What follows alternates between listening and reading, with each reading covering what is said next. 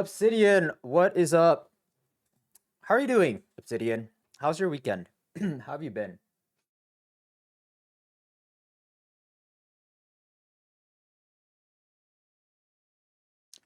Canyon, hello. What is up? What is up, everyone? How is everyone's Sunday going? How is your weekend? Ooh, watching mid-offs finals right now. A little bit of mid-offs might be why I'm a little late today. Wait, so I haven't watched the final. I've been watching like on a delay. I'm like 2 hours behind. Um, Wait, who's in the final? Evbo and Super TF. That's a good one. No, fuck. I was also thinking like when I come on, I was gonna be like, don't spoil it. But I guess like streaming and being online, you like cannot not spoil stuff. Like stuff is going to get spoiled. I feel like it's like an unrealistic expectation to yeah, to like expect no spoilers. So you can spoil it. Feel free to spoil it. Leviathan, Zixi, what's up? Kenya, 3 weeks behind on Ludwig streams. Dude, I am. Yeah, I don't know. My life's been. I was about to say my life's been crazy, but it hasn't been crazy. But I don't know. I'm off. Something is off. Kenyon, are you busy? Is that why? Are you very busy?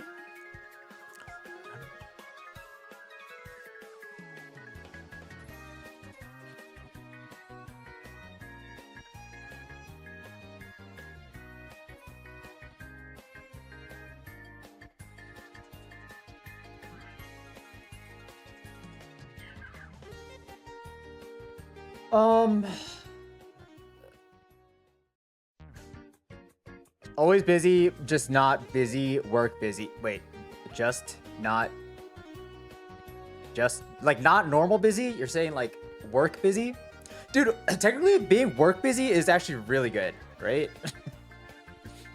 I was talking to someone the other day and we were talking about like taxes with like tax season coming up. I'm like, oh shit, this is gonna be the first year that I have to pay taxes because I haven't been paying taxes. Like when I was working corporate, taxes would always be taken off beforehand. But then he was like, if you don't make more than 5,000 a year or something, you probably don't have to pay taxes. So I was like, oh my God, I probably don't have to pay taxes. But then I'm like, wait, why am I celebrating? Like that just means I did not do much.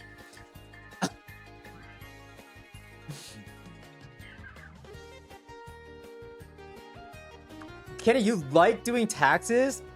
Wait, as in you like it because you always get money back? Or you don't really owe too much money, right? Is that what's going on? Because, I mean, I actually don't mind doing taxes either. I actually don't mind doing taxes either, I think. Taxes are kind of fun.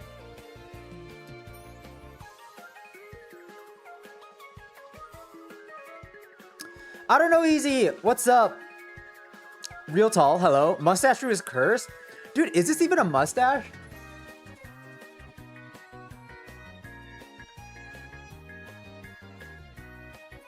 Dude, I wish. How are you guys with the facial hair department?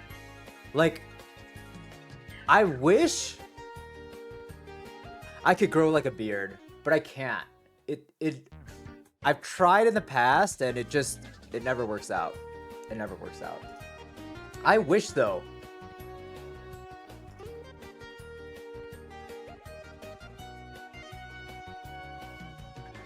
10 subs for me to shave it right now on stream? I mean, yes. That's like a fucking. I'll do that in a heartbeat. What? Like I should have shaved this anyways, but I was lazy. So I don't know, guys. What is like a clock shadow? Okay, wait. Oh, wait. So I think I know what it is. It's like, okay, so the shadow is basically, I think, okay, let me see if I understand it correctly. I used to think it was like, you know how you say something like, oh, that's to 3 o'clock, or like I thought that was it, but it just means like the time of day, right? Like it means like at 9 p.m. or a.m., 5 p.m. Like that's, wait, is that what it means? Am I dumb? I think that's what it means. Like at that time of the day, that's what it would look like if you didn't shave, right? Yeah, yeah. Wait, so what's the for a nine to? Oh, damn, that's kind of crazy. Like I can't imagine. So this right now is like probably like 3 days ish. It's I got a 3 day shadow. Yeah, so this is my 3 day shadow basically. But I cannot imagine like you, I don't know, just it your hair actually growing that much in a single day. That's actually crazy. Yeah. I think a single day for me, I do not have to worry about it. Ah. I think my dad actually sort of does though. Maybe not. I think his is, yeah, like a single day. Actually, I don't even know, dude. That's crazy. Dude, also, guys, I haven't seen my parents in so long. I kind of got sad right now. I was thinking about my dad, and I'm like, okay, I feel like I've lived apart from my parents for a while now, like close to like 10 years, um, and I don't know. It's yeah. Maybe I need to see I need to make a more of an effort to see my parents more. Yeah, that like just hit me right now. Punchy Noodle, what's up? Hello. I called my mom earlier. Talk to your parents, y'all. Tell them they're superheroes for taking care. Guys, I know, but anyone else, like, I mean, I think it's like kind of a common struggle to have, but I actually really struggle to like talk to my parents. Um, yeah, but that is common, right? Do you guys have like trouble talking to your parents? Or like, I don't know. I just feel like life is always so busy. But yes, I think I definitely do need to make an effort to talk to my parents. Real talk, they're gonna clown me. Dude, they don't even understand like what's I don't even know how to explain it either. Like I don't know. It just makes zero sense. I just say like I'm an entertainer online. But I think that's the closest thing. I don't know. Mia Stop, Mizdal, what's up? Welcome back to the stream. Hope you guys are all doing well. The decline of multi-generational households is regrettable. Although, could we not be inching back towards that direction? Wait, isn't it kind of like a good thing? Like a sign that, like, if people are able to, like, live out on their own, they're like, it's almost like they have that luxury, right? So maybe it's like a good thing in a sense. I don't know.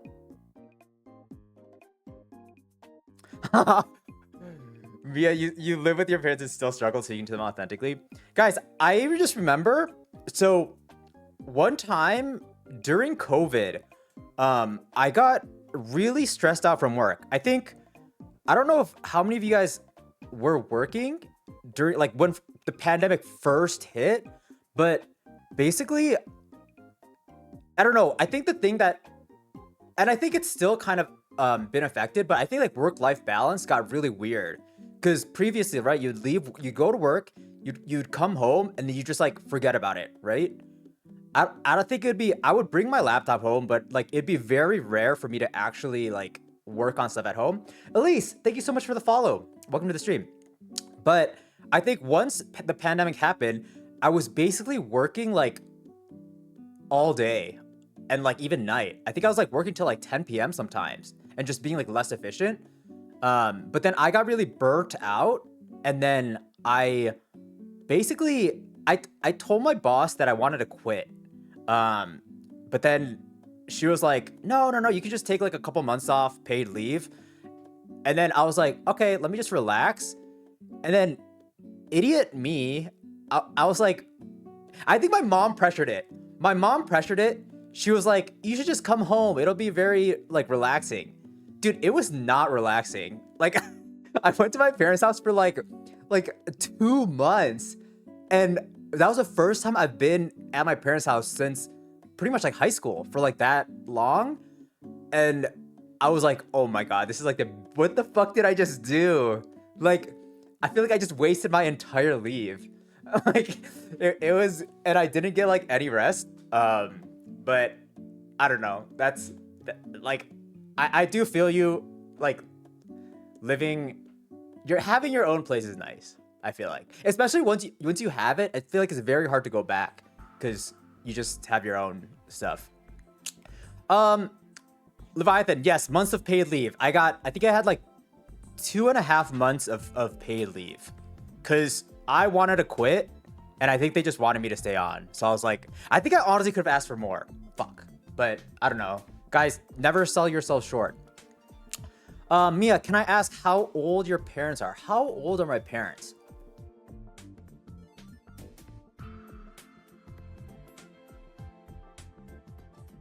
I think my dad is 63. Gonna turn 64, I believe. And I think my mom's like 58. Would it have to be 58? And real talk, why was it so draining? I think it was so draining because I just was living by myself for so long. And then I kind of have my own schedule and system and stuff. And I feel like when you go back to your like living under someone's roof, you have to like follow their rules. Not that it's like a fucking like, but I don't know, dude. It's just like my mom would wake up so early. She'd like make smoothies at like 7 a.m. Like, I don't know if she's like purposely trying to make me wake up to like hang out or something, or like she's just completely oblivious. But like, just imagine a fucking blender at like 7 a.m. when I slept like late. And that's just one of the things. But it just seems like small things like that. Obsidian, who won? I hope it was Super TF. I don't really know who Evo is, but I hope it was Super. Oh my God, dude, Super TF is who Ludwig wishes. Like, I feel like that's the who he wishes he was in the tournament. Dude, Obsidian, whatever, what is it? The fiasco between Super TF and Ludwig's match was so funny. It was a little sus. And Fungineral, how is the editing of the MC video going? It's actually going. The last couple days were actually pretty good. So I think it will. Right. I think it'll. I'm aiming for a week. I think the worst case it drops like first week of March. That is like the worst case deadline I'm giving for myself. And I think right now there are definitely a lot of parts that I like. But there's a little bit of stuff I need that aren't quite sitting right with me. So I'm still figuring it out, and I'm still kind of cutting the video down. I think right now it's at like an hour 30. I need to get that closer to an hour. So that just a couple things, but I think the last couple days were good. Was not good for my sleep schedule. Yesterday I slept at 5 a.m. I don't know what I am doing with my life, but I'm the best at editing. Dude, peak editing hours are like I don't know, 2 to 4 a.m. for me. I don't know why. And 60, yes, I am doing a Minecraft vid. It is definitely the longest, the biggest undertaking, like video wise, that I've done by far. I'm a little scared because I'm putting a lot of effort into it. If it fails, it's gonna be scary, but I don't know, guys. But I honestly think for you guys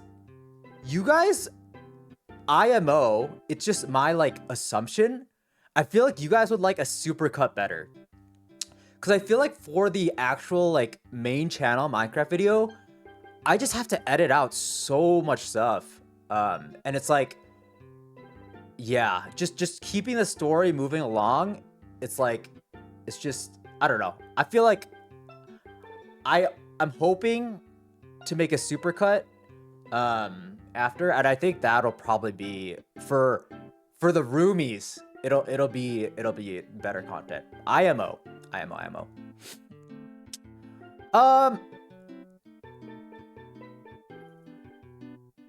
I did keep some Malgosha bits in. Yes. And Mia, that and feeling like I can't fully be myself. 25. Mia, have you ever lived on your own though? Or do you want to live on your own? I've only lived on my own. Guys, have you lived on your own? Like, I guess in college I technically lived alone. But I guess I also lived alone a couple years ago for like 1 year. Guys, I cannot live alone. I actually cannot live alone. I am such a degen.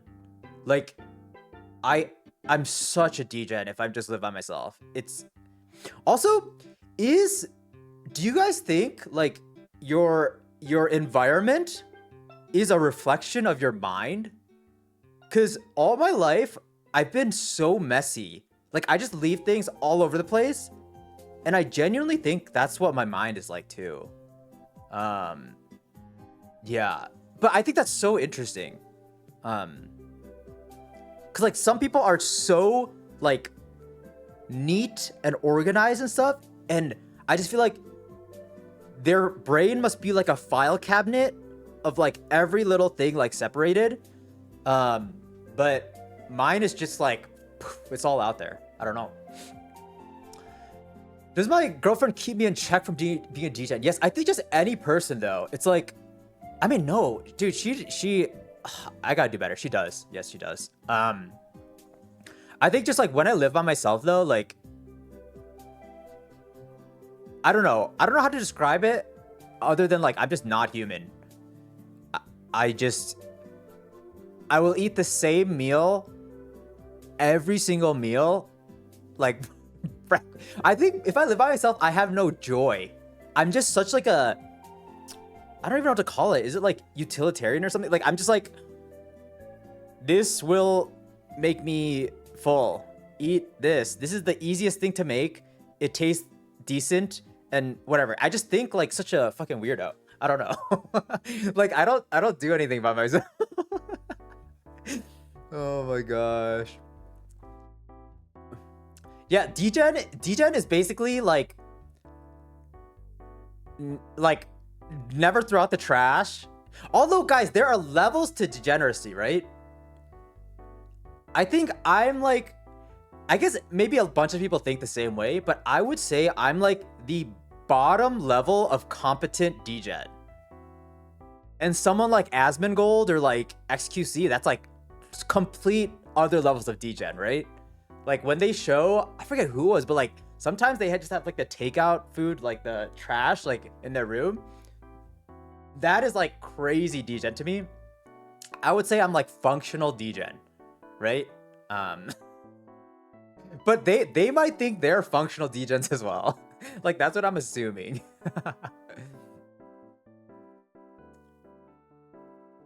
Real talk, honestly, maybe. But my go-tos, I actually don't like ramen that much. Interesting. Like, I feel like ramen, usually most people like ramen, but the thing about, I don't like normal ramen. I prefer like cup ramen, and even then, it's like I never crave it. I don't know, but I think my go-tos would be like, it's literally like oatmeal and cereal, and like some random like easy thing to make, like some type of bowl, a slop bowl. I like slop bowls. Slop bowls are good. Slop bowls are very good. Mia, you'd like to live with friends slash roommates, probably couldn't afford living alone. Yeah, dude. Living alone is so expensive. Guys.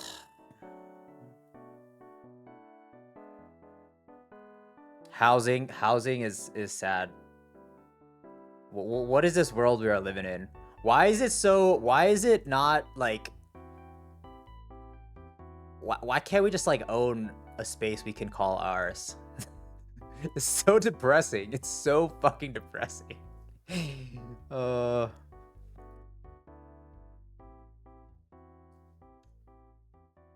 Your Walter Bailey, your shelves and walls are empty. What does it say about your mind? Honestly, guys, if I didn't make content and stuff, my shelves and walls would be empty too. Yeah. Although maybe I've changed a little bit now. It does look nice. Like decorations and things look nice. But I think when I was younger, like I never had any of that. Like my room was just fucking bed and desk. So I don't know. Maybe Walter Bailey, maybe you haven't discovered it yet. Maybe you will get passionate about decorating and stuff sometimes. I don't know. You never know. A phase, you may come across that phase. Miap like spread glorp. Oh, wait, why does that not show in my OBS? Wait, guys, so is 7 TV, it is enabled for you guys, right? I don't need to do, like, that works for you, right? You can see it. Oh, no, does it not work? Yes, oh. Okay. But I have it on my Chatterino, so I think it's fine. But I also don't love using Chatterino.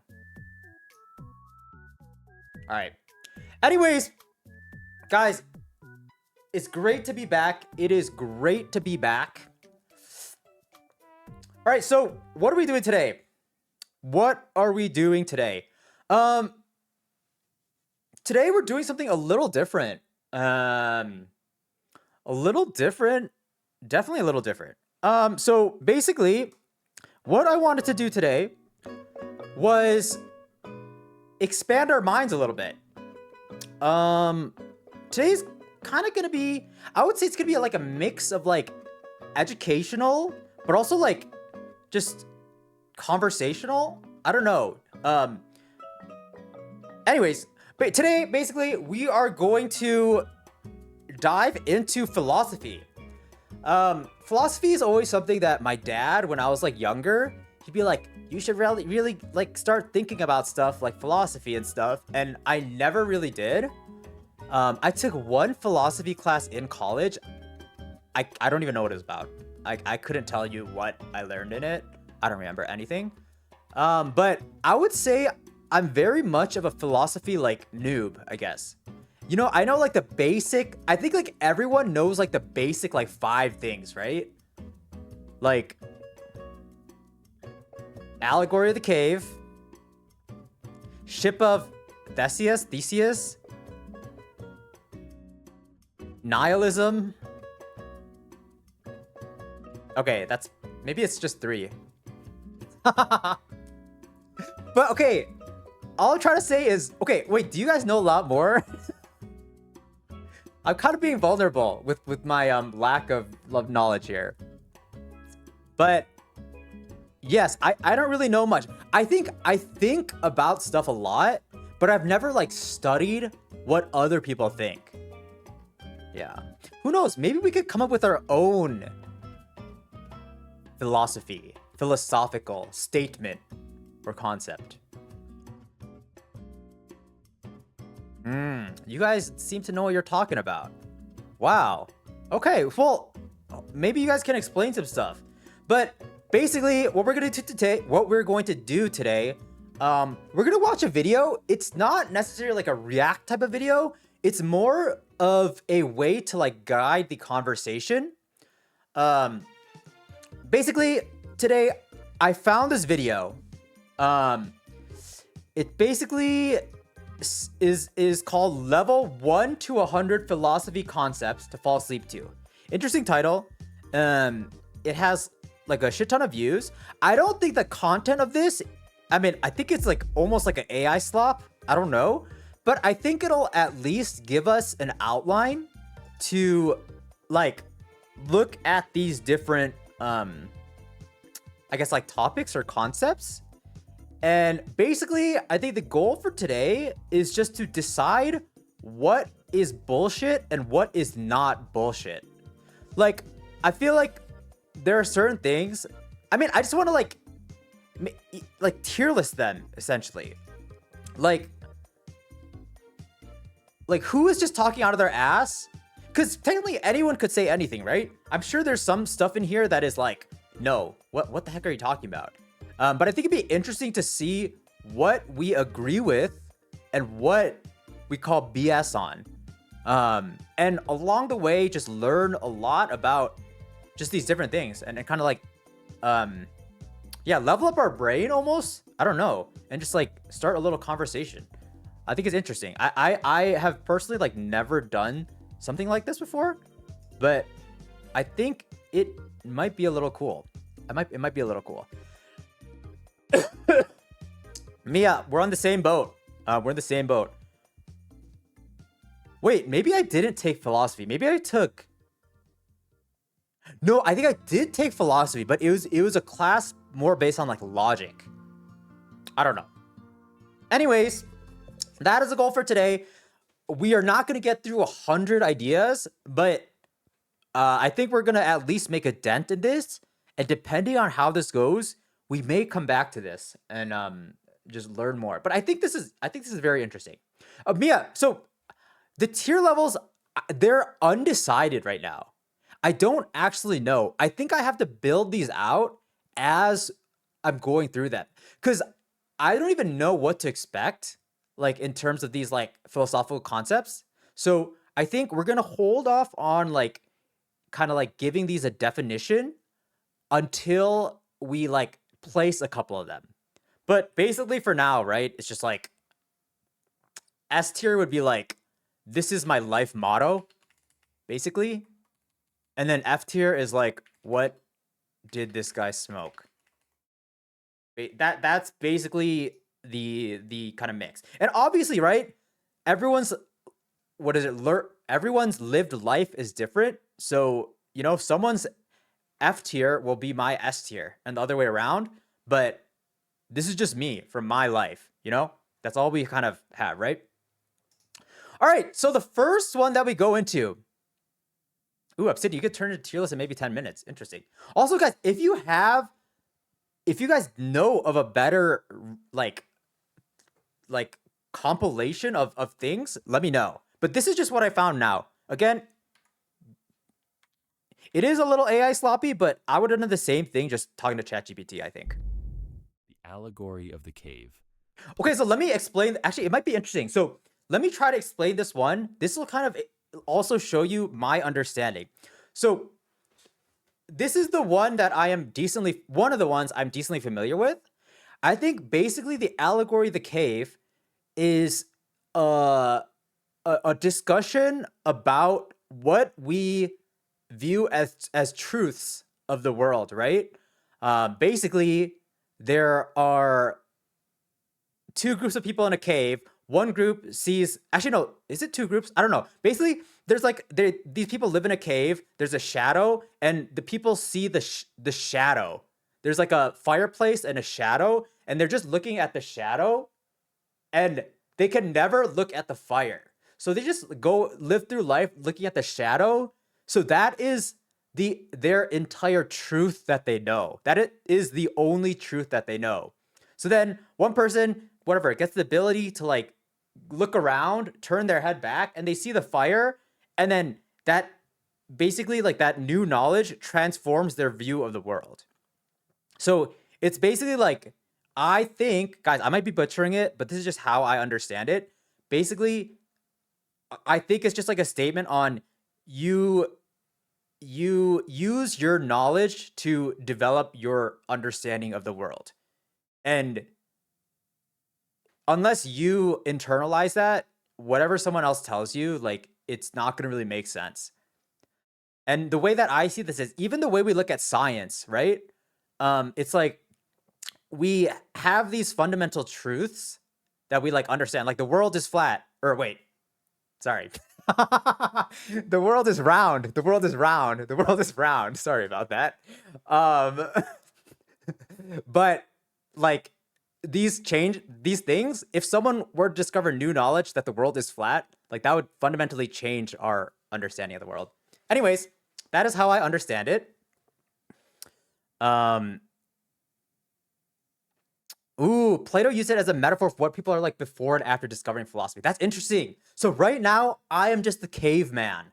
Plato's allegory of the cave Okay, this is also the professional explanation. Let's see how close I was. one of the most famous philosophical metaphors, illustrating how humans perceive reality. Also, maybe we go. I don't know. I know a lot of you guys do like 2 times. Maybe I'll do 1.5. And the struggle to attain true knowledge.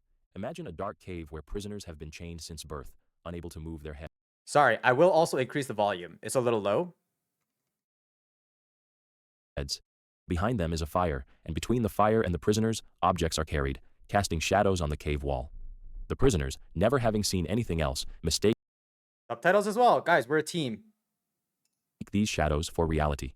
To them, a moving shadow of a book is a book. They know nothing of the real world outside the cave. One day, a prisoner is freed and dragged outside. At first, the sunlight blinds him. He struggles to accept that the objects he now sees, trees, animals, the sky, are more real than the shadows he once believed to be the full extent of existence. Over time, he realizes the truth. The world outside the cave is vast and full of genuine forms, while the cave was an illusion. If he returns to free the others, they may not believe him. They might even resist, preferring their familiar but false world. Plato uses this story to illustrate the difference between appearance and reality. Most people live in ignorance, mistaking perceptions for truth. The journey out of the cave represents enlightenment, learning to see beyond illusions. It's a painful but necessary process, revealing that wisdom requires breaking free from comforting but deceptive beliefs. The ship of the Oh, so interestingly, I never knew that. Like, I never made the connection. Also, I'm just taking what this person is saying as like the truth. But I never knew that there was like a point about enlightenment. Like, I think that's like a kind of like a core of this like concept. Um, yeah, but I guess that is I can definitely relate to that. Yeah, I think this one is got to be rated pretty high.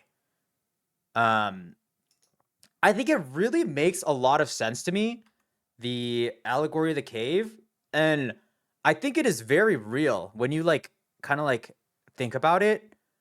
Um, yeah, it's even like I think historically, right? Like when people, I'm sure, like people got like executed for like I don't know, saying some like stuff that I guess. Also, it's like this is like breaking out of the status quo, right? Wait, I honestly feel like this is S tier. Actually, but is it my? It's not my life motto. But no, I think this is. It's not my life motto, but it's. I hard agree. I hard agree. Maybe it is A.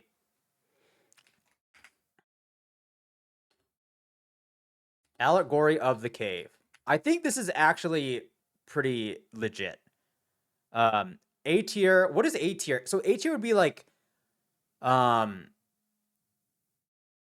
give this guy a mic,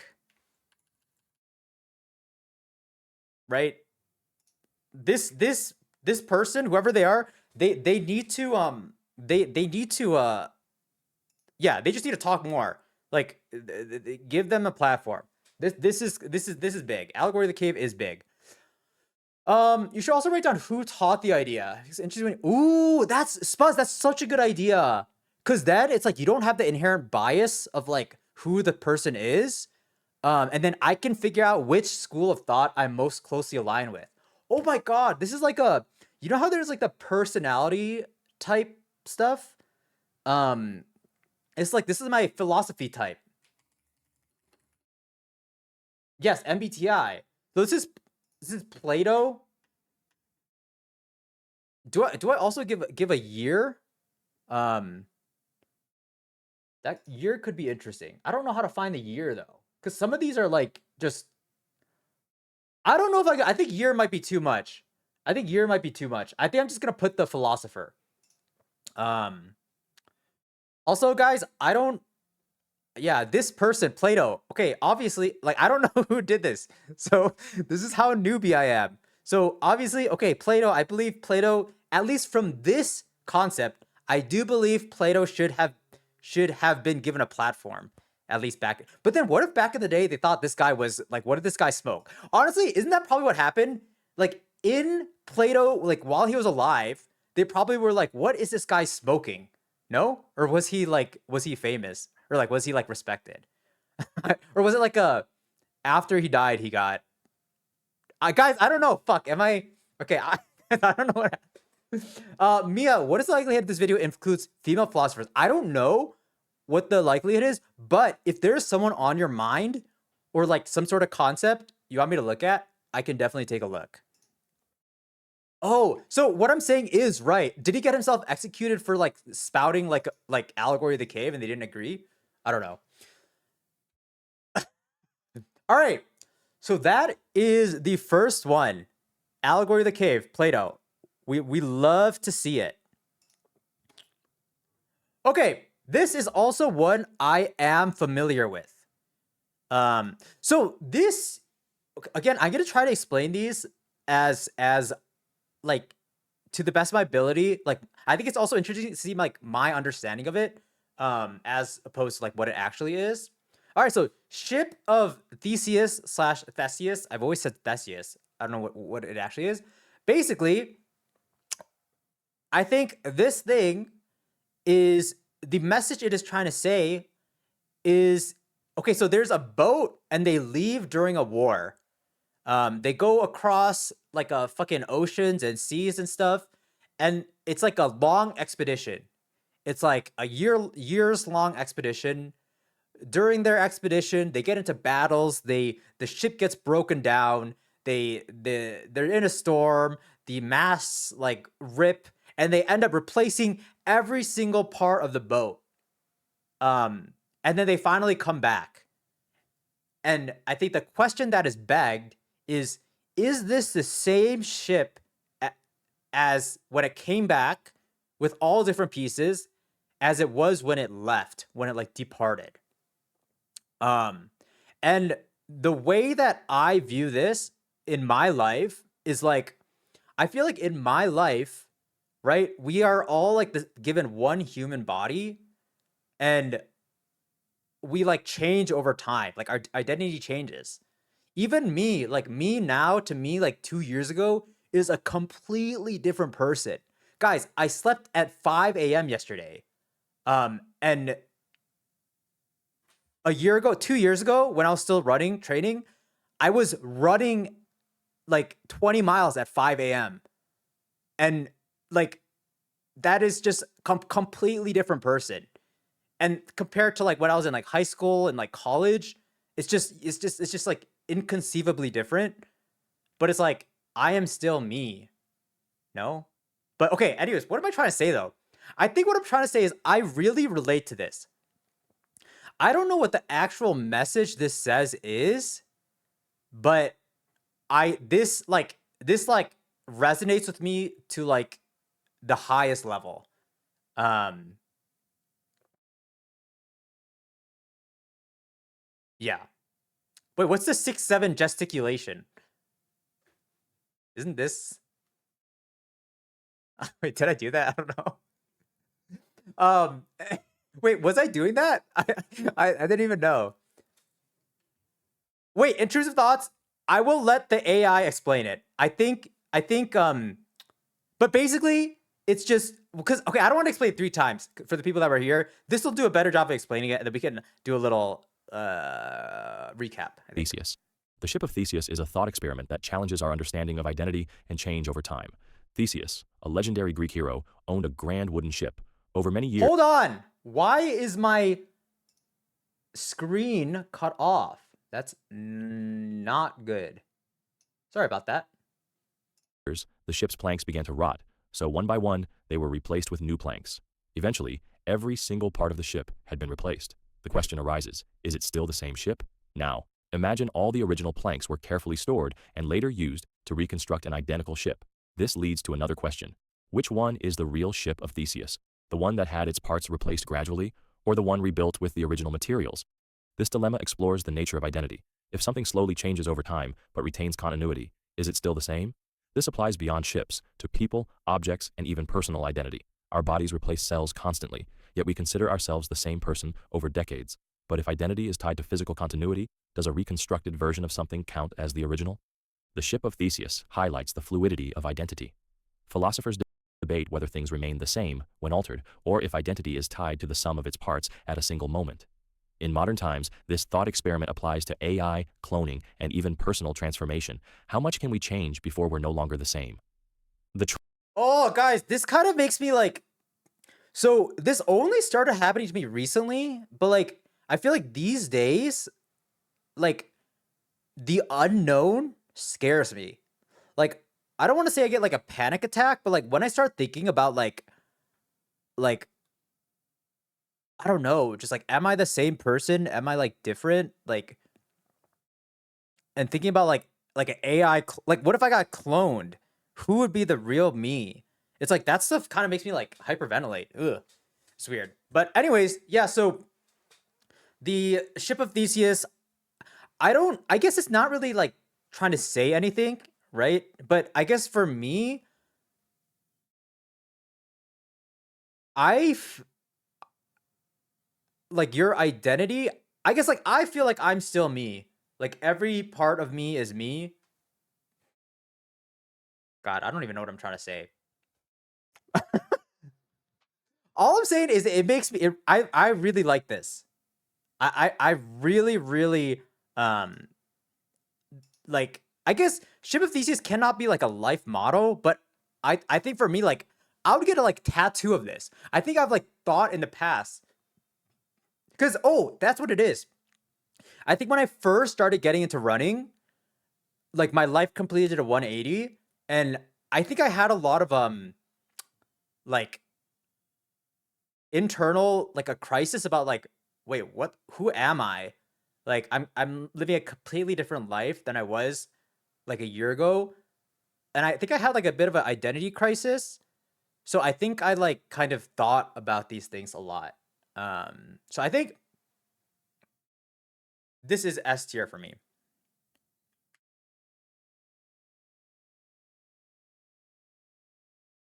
Is a clay statue the same object as the lump of clay it was made from?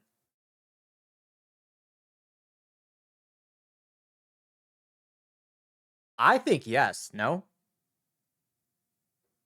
Wait, what does that even mean? I guess maybe I look. Oh, I think I maybe this says something on me. I think I look very internal, like deep down.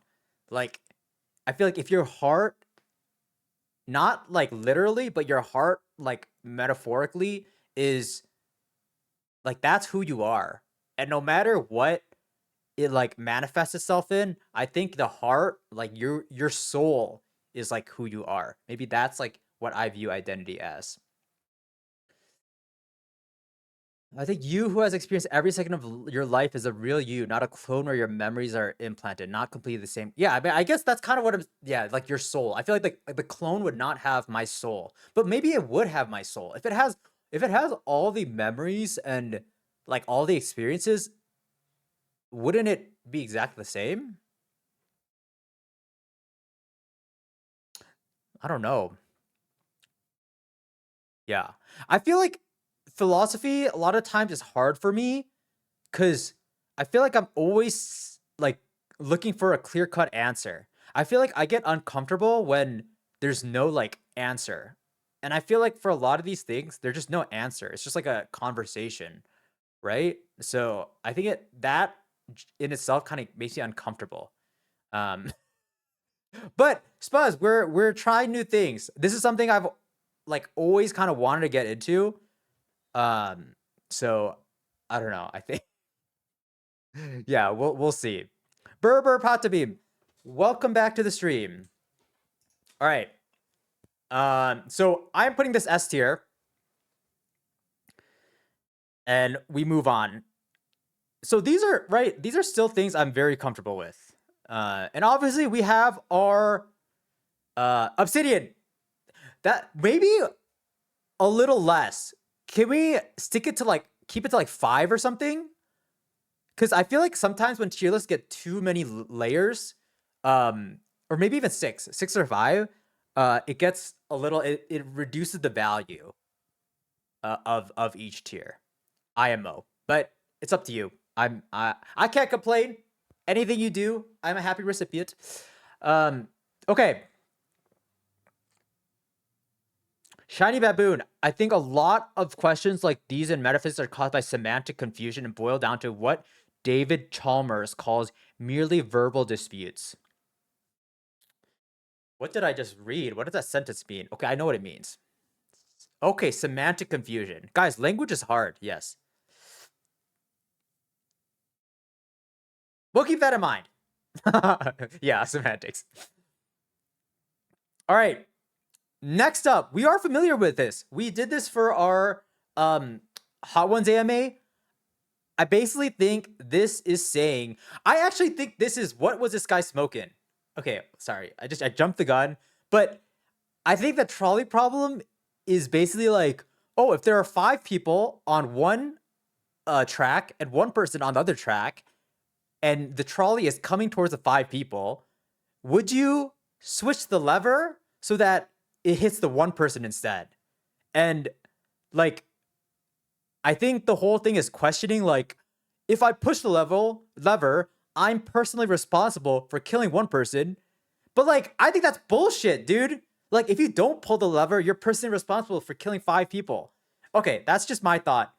But let's see what it is explained as. It might totally change my opinion. I don't know. Trolley problem. The trolley problem is one of the most famous thought experiments in ethics, designed to challenge our moral intuitions about right and wrong. Also, I think this one, someone said this is like the first female philosopher we have. And I'm putting it F tier, but let's just see. A runaway trolley is speeding down a track, and if nothing is done, it will kill 5 people who are tied to the rails. You are standing next to a lever that can switch the trolley onto another track, where only 1 person is tied down. The question is simple yet deeply unsettling.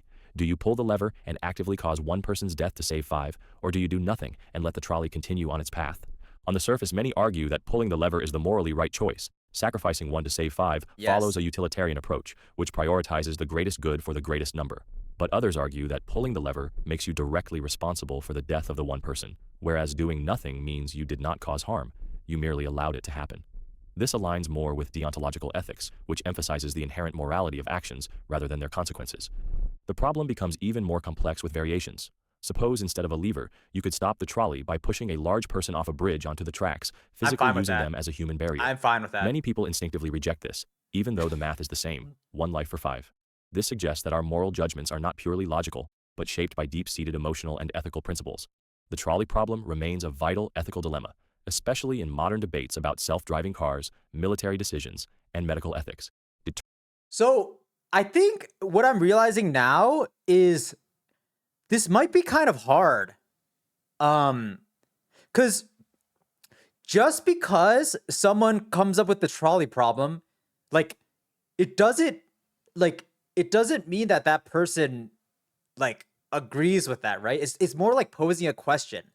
So I guess what I'm trying to say is, like, in this scenario, I highly agree with the utilitarian approach.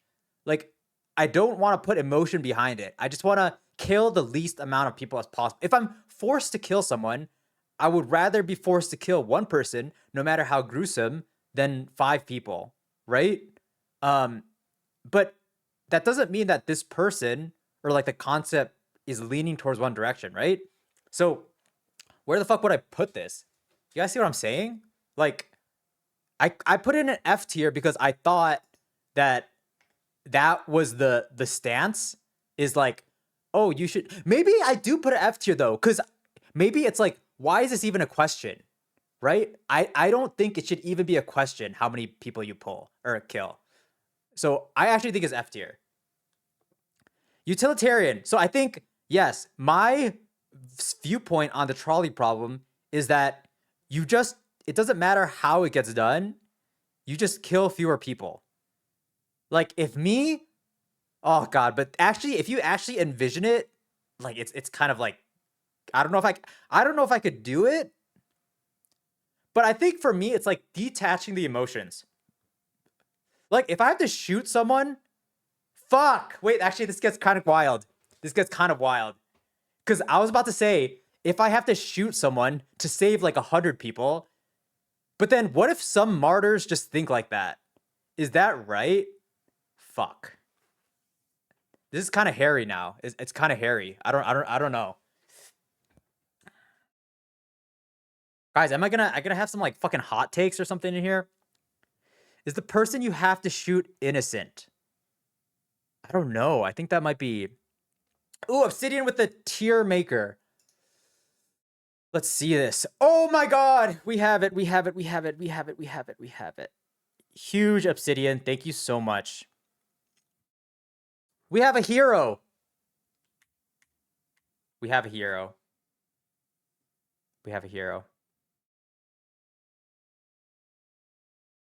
Dude, I can't. Oh, am I gay test? Guys, how do I get an ad blocker? Okay, you know what?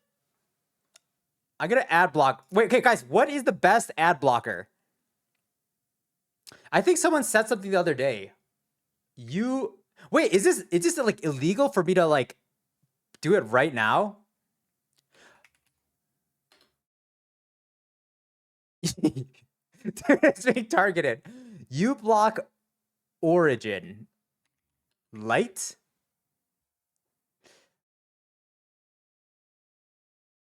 I'm on fucking Microsoft Edge. But I can get Origin Light. Let's try this. Guys, okay, obviously I do not like using Microsoft Edge, okay? Like I'm not some fucking crazy person, but I just have this because I why do I have this? I need to get Chrome, but I have like my personal stuff on Chrome. Okay, here we go. Quick and easy. Finally did this. Okay. So let me just convert our list. Oh, but this doesn't allow us to. I think this is fine, actually. Whatever. Wait, no. Okay, here's what we're gonna do. I'm gonna maintain 2 separate ones because I do want to put the name of. Actually, no. Maybe we can look at the names later. Whatever. That's fine. I actually like this, guys. We're gonna hide the names for later because I think it'll be like a nice little surprise. Also, why is this? Oh, wait, what? Guys, I don't know what happened to my Hold on though. All right, there we go. We're gonna group them into like people later. Ship is no. I put ship S, allegory of cave C. Let me make this a little bigger.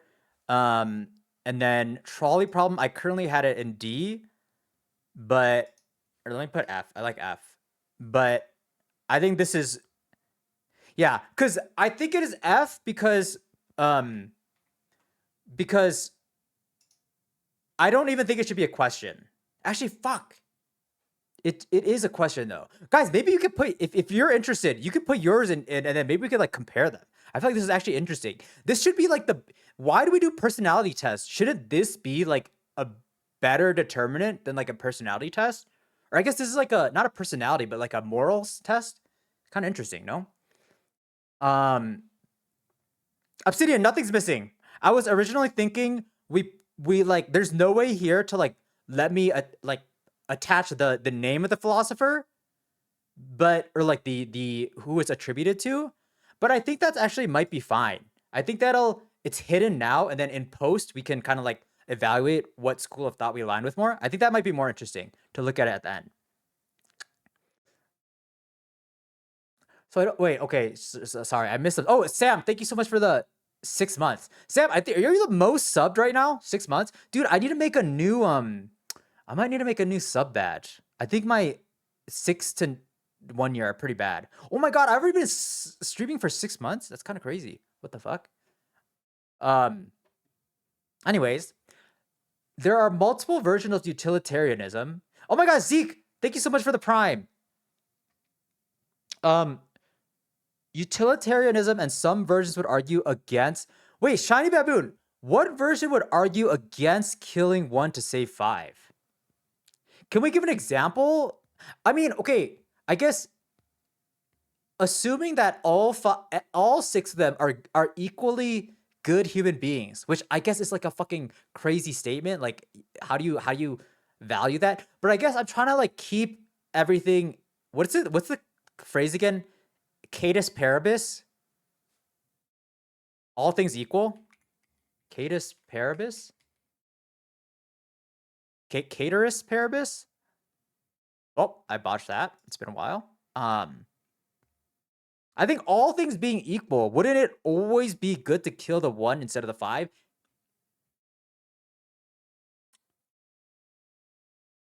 I think it's a frame.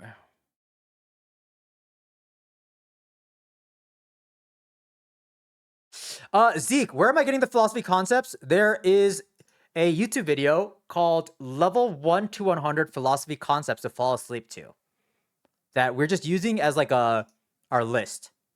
And there's also a tier maker here if you want to look at it. Obsidian made a nice tier maker for us.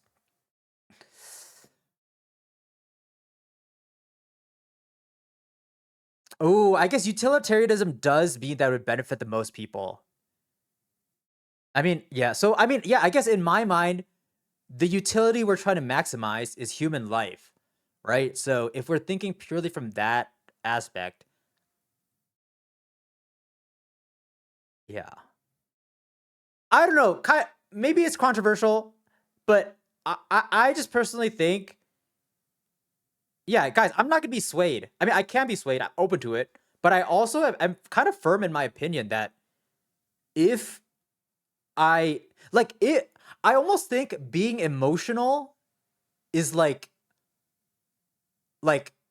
almost like what's it called? You're being like selfish or like self-serving, because if I'm thinking I don't want to kill one person, like I don't even want to I don't want to make the action to kill one person. That's putting yourself above the lives of the five people. Like it's gonna be hard to kill a person, but like I just feel like it's the right thing. Am I sounding crazy right now? Guys, I didn't realize like how many crazy clips like like talking little clips you could get from this. Wait, I'm kind of scared. Maybe there's a reason why people don't do this. All right. Oh, here's another version of the problem. Would you want to live in a world where a surgeon would kill one patient and harvest? Oh, fuck. That's kind of okay. Okay, Obsidian, that fucks up my that that that I don't okay, that but then how am I even does a ranking even make sense? But then I guess if it's like if it is a good discussion, maybe we change our categories. If we think it is like a good discussion, like it is a good um what is it? Like mind opening conversation, would that not be like the S tier then? So does the trolley problem now go from F tier to S tier? Because I do think there is like a lot of dilemmas then. But then this almost reverses my order. Because maybe the reason why, like, because the ship of Theseus, isn't this like IMO? This would be pretty simple. I don't think it's that that like bit mind, you know what I'm talking about? Like mind expanding. Whereas now the Obsidian thing talking about would I let a surgeon kill? Actually, no, not kill, but it'd be harvesting. Yeah, harvesting different organs and killing one person to give them to like five people. But so I guess the reason why, like, the trolley problem is different though, no? Because the train is already coming. Like, so I think Obsidian, your analogy doesn't make sense. Like, it would almost be like the the person is already gonna die. So Obsidian wouldn't wait. Oh, guys, I'm like kind of hyper. There's too many things happening right now, guys. Holy shit, my brain is. Oh yes, no, those five people are gonna die. Yes, Zeke, you're right. Never mind. The analogy is good. The analogy is good. The analogy is good. No, sorry, I had a reverse. The analogy is good. But yeah, in that scenario, I would not agree then. Fuck. Wait, this is crazy. I completely 180'd on the trolley problem. These people are already gonna die. So I actually don't think you pulled the lever. I completely 180'd. I have never thought that way before, but I genuinely think you let the 5 people die because they're already gonna die. Like it would be wrong to remove an like they got themselves in a shitty situation. Like it's their fault. Why are they on the tracks? Why are they on the tracks? Zeke, okay, am I ranking them based on how much they make you think? Or so I was originally ranking them on like what I agree with the most because I'm such a philosophy noob that I didn't know that they don't actually make a stance. It's more like posing a question. So I think my original ranking doesn't work. So now I don't know how to rank it. I think it's just like, how, yeah, the way I was leaning is like how much it makes you think. So I think trolley problem makes me think a lot. Mia, you start off with asking who typed, yeah, or like how do they get into that situation? Victim blaming. Am I victim blaming? I get. I don't know. I feel like a lot of this is like I want to make myself like not the worst person possible. I don't know. Okay, so they've been kidnapped. Well, if they've been kidnapped, oh god, I don't know. I don't know. Yeah, shiny baboon. I think I agree with you. I'm kind of stun locked. I don't know what that last part means. Ethical, epistemic, or metaphysical. Ooh, so are these a lot of ethical questions about asking? Yeah, Zeke, so far, these 3 I have been exposed to. I think a lot of the later ones, I actually don't know. I'm not that familiar with. Um, all right, so maybe we rank them on like, um, like makes you think. And then it's like, um, so S would be like really makes you think. F is like, maybe it's something like very simple. Like, I already knew that.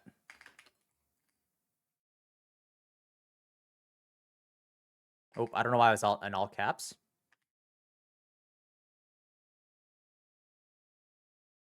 Oh, it could be about on like a useful thing though.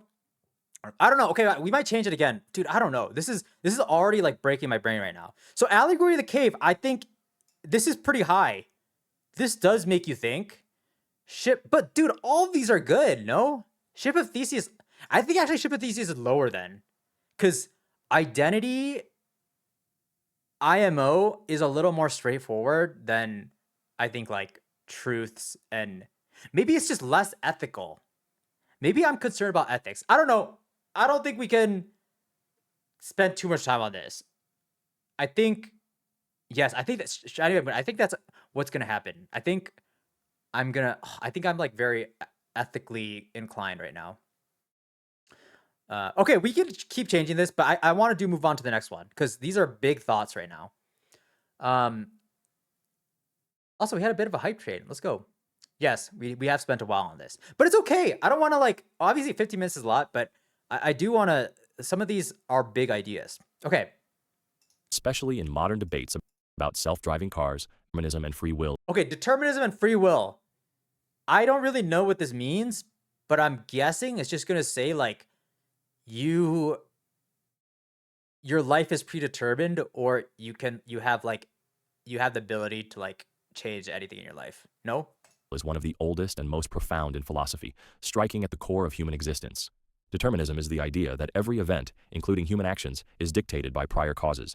If the universe operates like a vast chain of cause and effect, then everything we do is simply the result of previous conditions, our biology, environment, upbringing, and even the laws of physics. If determinism is true, then free will is an illusion. We may feel like we are making choices, but those choices were already set in motion long before we became aware of them. Free will, on the other hand, suggests that we have real agency over our decisions. The ability to choose between different options, to change our minds, and to act independently means that we are not simply products of fate. Many argue that, without free will, concepts like morality, responsibility, and justice lose meaning. If someone had no choice but to commit a crime, can they truly be blamed for it? A middle ground is compatibilism, the idea that determinism and free will can coexist. This perspective suggests that while our actions may be influenced by external factors, we still possess a meaningful level of choice. Even if certain factors shape our decisions, we are still the ones making them. Modern science complicates the debate. Neuroscience suggests that our brains make decisions before we are even conscious of them, hinting at determinism. Yet, on a human level, we continue to experience life as if we are making choices freely. The question remains, are we truly in control, or are we just following a script written by the universe? Existential. First thought, I don't like it. I think,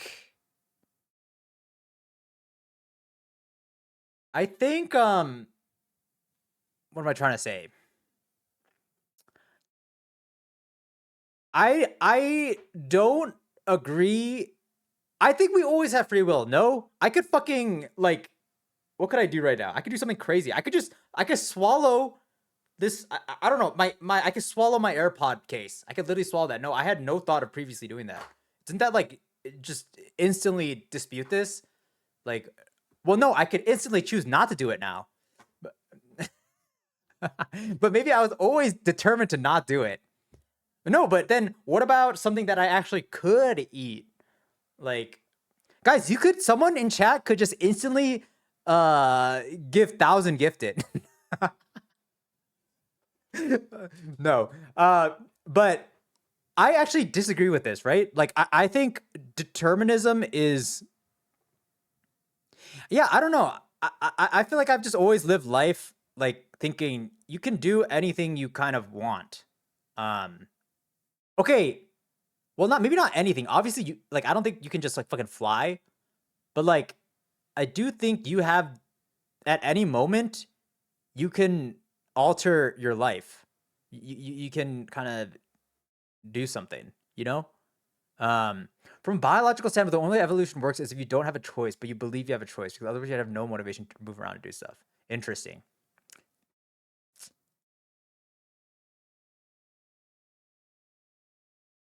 Wait, what are you guys saying? You guys are saying different stuff? Wait, free will technically does not exist? Contend that divine foreknowledge precludes libertarian free will. Guys, wow, I don't know if I was ready for this today. The brain is braining. We're gonna need a lot from you today, brain. Okay. Free will technically does not exist based on the physics, but since you don't know yourself how things will turn out, act as if it does exist. What does that mean? Free will technically does not exist based on it. I don't know. My instant gut reaction is like, I don't agree with determinism. And I don't even think it's like an argument.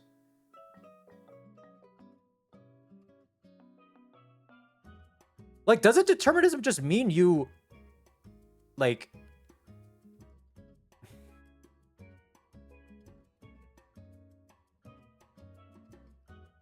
determinism is a metaphysical view that all events can only occur. How is that possible? One possible way. I think if you look at like large scale decisions, like big picture, I think you could argue that determinism is a thing. But like for the minute, like very low level decisions, I don't see how there'd be any argument for determinism. Because I could just drive to fucking Mexico right now. Like, right? There's any number. Like, I've never thought about driving to Mexico in my life. But then are you saying because I streamed today and did this, like, it would have forced me to think about Mexico in one way? Is that what it's saying? Like, because but then why did I choose to do this stream? Guys, am I like in left field right now? I don't know. Am I missing? I don't...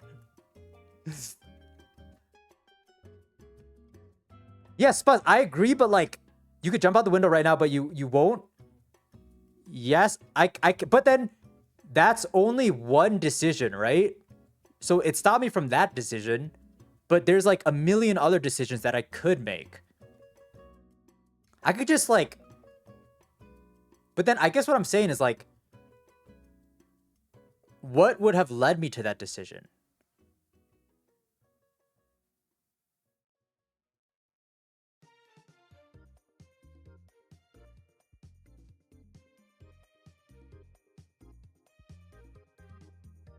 So maybe the people that like think our hard determinism route or corner are very like evolutionarily like guided, I think maybe. Yes, Walter Bailey. If a meteorite is about to kill an ant and it doesn't even know, then from the ant's perspective, that's deterministic. Yes, I believe so. I think I agree with this. Hmm. When you do something, do you choose what you want to do? Like we can choose. I guess maybe this is like a.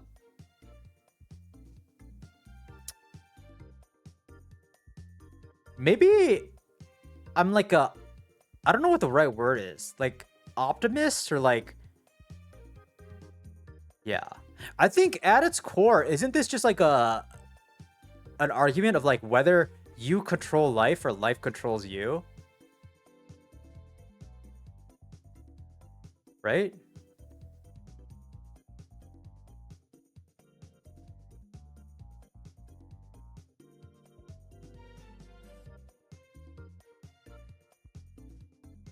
Damn.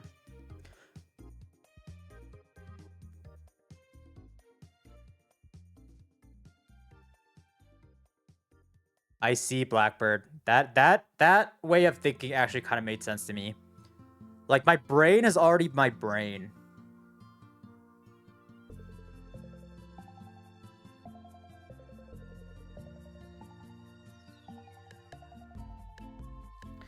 But then like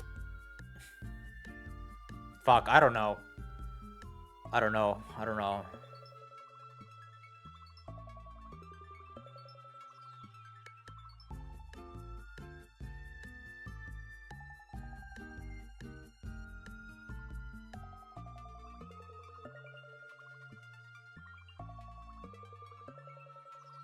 But I mean, Spuzz, I could argue though, no, right? Because like I don't know. For me, I personally think. So okay, well, this might be okay. Well, I don't know. We're gonna get into religion, I guess, a little bit. So I'm just thinking off the cuff, like what comes to mind. So, um, back in the day, I'm not religious anymore, but I used to be very religious back in the day. Um, I was in this interesting religion called Seventh Day Adventism. I say interesting because, I mean, I don't know why I say it different. It's just a religion, I guess. No hate on religion if you're religious, but I think the one thing that I always rubbed me the wrong way about like that specific church was that I thought that church had a very like deterministic mindset, whereas like, and I feel like that determinism, like, it almost stripped anyone of any ambition. And I think that is why I maybe like it stemmed my hate for determinism like stems from all the way back then, but I don't know. I just think I don't even know, guys. This ranking is weird. This ranking is weird because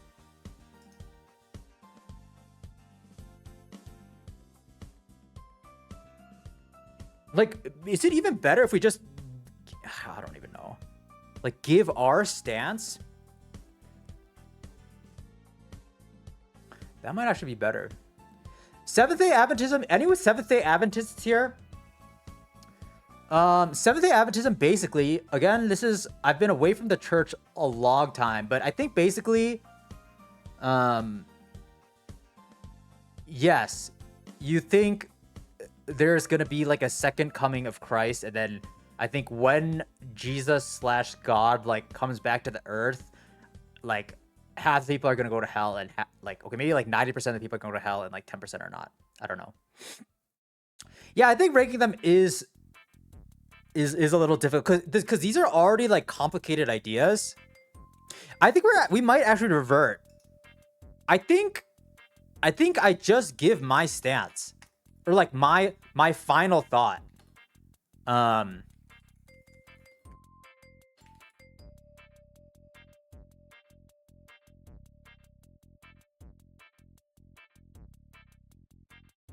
Actually, but these are so hard too. Do we just explore these? Fuck, I'm getting like so confused right now. Cuz like it's hard to come up with a stance for a lot of these. Actually, maybe this is going to be what okay, I think I figured it out. I think how I'm going to rank it is like, oh, I want to spend more time exploring. This tickles my brain.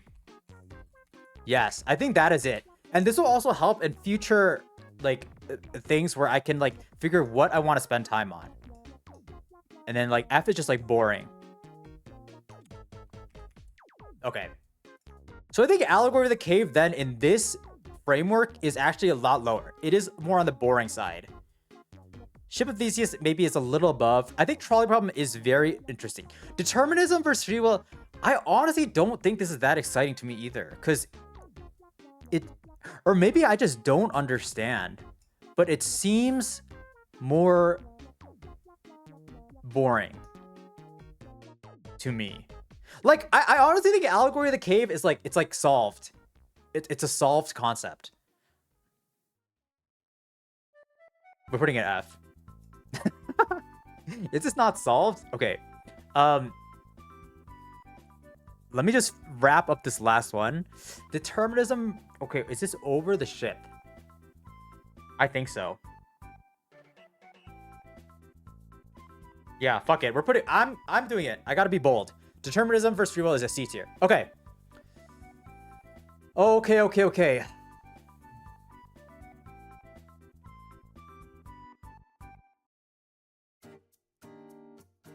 Guys, I think we're gonna stick to this now, this system. And then yeah, because I think this is already very difficult. I don't want to think too much about like yeah. I don't want to add too much. I think that could be like a follow-on or something.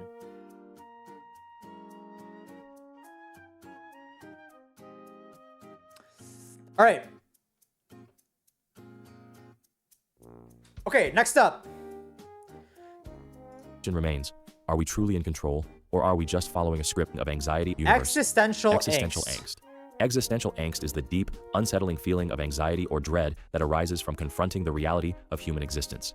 It's the moment when you realize that life has no predetermined meaning, that the universe is indifferent to your struggles, and that you alone are responsible for creating purpose in your life. This concept is central to existentialist philosophy, particularly in the works of thinkers like Søren Kierkegaard, Jean-Paul Sartre, and Martin Heidegger. Kierkegaard described it as the dizziness of freedom, the overwhelming realization that, unlike a stone or a tree, you are not bound by an inherent purpose. You must choose your own path, and with that freedom comes the terrifying responsibility of making the right choices. For Sartre, existential angst, or nausea, arises when we confront the absurdity of existence. Why are we here? Why does anything matter? We crave external validation, yet we are alone in our decisions. There is no cosmic blueprint guiding us, only the weight of our own choices. This realization can be paralyzing. Some try to escape it by clinging to religious dogma, societal expectations, or mindless distractions. But existentialists argue that the only true response is to embrace the freedom, to create meaning through authentic living, and to act with full ownership of one's existence. While existential angst can be unsettling, it is also liberating. It forces us to stop waiting for life to happen to us, and instead, actively shape it. Rather than seeing life's uncertainty as a curse, we can see it as an opportunity to define ourselves, to live with intention, and to make every moment count. Nihilism. Wait, so that literally is what I said previously, no? Like, so existentialism stems from the thought that you have free will, right? So if existential angst, like, so it also went back to my religion thing. So yeah, like this one said, it's like people, I think a lot of times, at least my experience with religion was that like, maybe it like solved this existential angst problem. And like, can't you combat existential angst by having a deterministic mindset?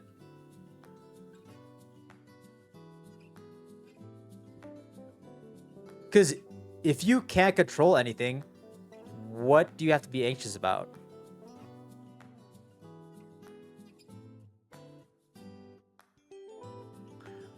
But although, yes, I really do feel this. I am personally like a very existential angsty person. Wait, guys, you don't think the determinism thing is relevant to this? Am I missing it?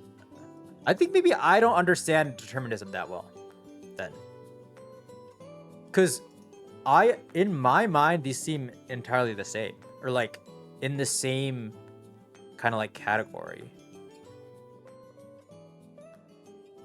Cause doesn't existential angst stem from you just having not having like, yes, nothing is determined, so you have to like do everything or like figure it out.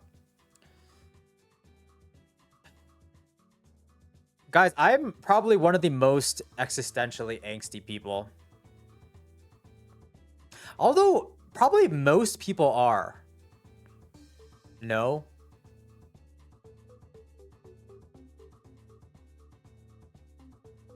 I think existential angst to me though is almost like a luxury. It's like when you have too much time to think, I feel like that's when like the thinking like it almost like, yeah. Cuz I talk about this with my parents a lot. It's like I feel like my parents do not have existential angst, or maybe like much less of it, cuz they just had to like do certain things like a certain way, and like I don't know. Like they had much fewer options than me, like as like immigrating to this country. Like whereas for me, I can fucking do anything. I'm fucking streaming. Like what the fuck am I doing? So yeah, I feel like this a lot more than my parents, I think. Even if determinism is true, determinists don't. Oh, okay, got it. Shiny bedroom. That makes sense. So it's more, the determinism thing is not really in your head. It's more like, or yes, I guess they can both coexist. It's more like determinism ignores. It's like this will happen regardless of all the existential angst you have. I think that is what it's saying. Yes. Okay.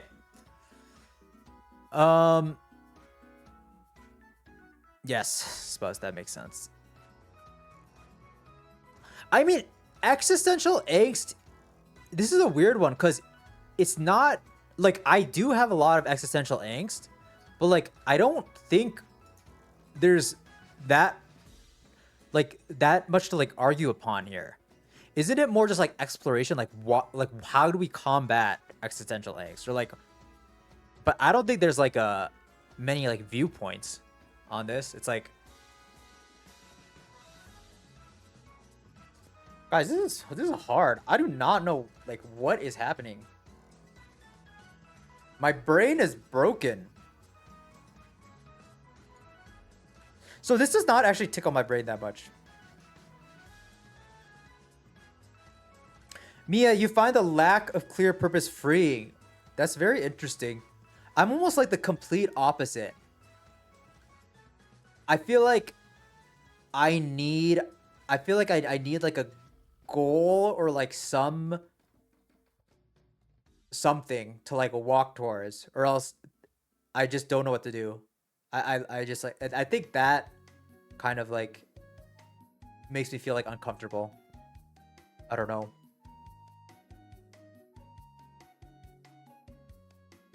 Yeah, I think for me it feels a lot like being lost. I feel like I do not like feeling lost. But I think a lot of that stems from, I guess, like maybe how I grew up and stuff. Damn. Guys, life and thinking is so crazy because you could think one way and then just think completely opposite.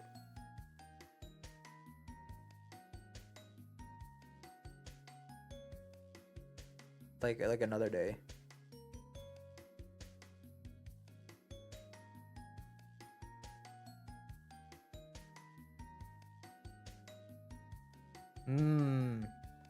Meaning in life is constructed, not found.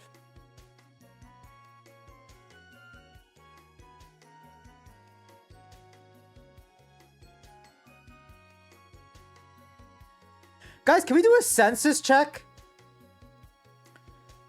Census check. Age.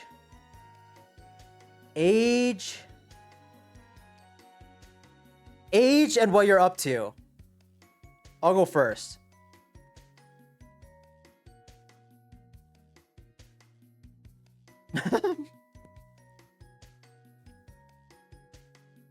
Guys, I just feel like I think a lot of you guys are like younger. Was I just like...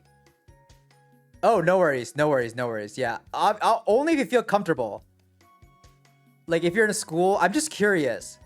Oh my god, we got some older peeps.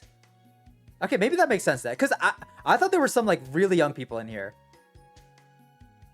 And I guess like the thing that for me, oh yeah, maybe we should have done it anonymous. Maybe we did it later. I don't know. Only if you feel comfortable. But I guess for me, it's like I feel like I did not have any of these thoughts. Like, actually, you know what it is? I think when I used to drink a lot, I think kind of like alcohol strips you of like space to like think. So I think I used to drink a lot like when I was younger, like early 20s stuff. So I feel like I just never really thought about anything like 20 to like 26 or something like that. Didn't I smoke a lot of weed? Yes. I wouldn't say like a lot. I mean, I don't know. A lot is relative. I know some people who smoke so much. Like I've never... You know how like when you... I don't know how it works now because weed is legal. But back in my day when weed was not legal, you always had to have like a dealer, right? But the amount that I smoked, I was never like one connection away from the dealer. I was always like 3 connections away from weed. So I think that kind of shows like how much you smoke. I did not smoke like that much, right? Because I never had like a direct connection to a dealer. Yeah, 3 levels of separation. But I think for me, when I smoked, I would think about a lot of stuff, but I would forget it like the next day. Like I feel like my thoughts were very, very unorganized.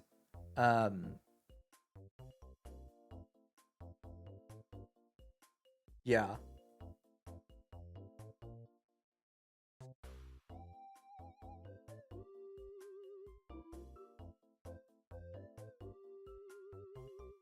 Whoa, I did not know the FBI has a right to bust every single weed shop in the US. All right. Okay, well... Okay, I think we keep moving forward.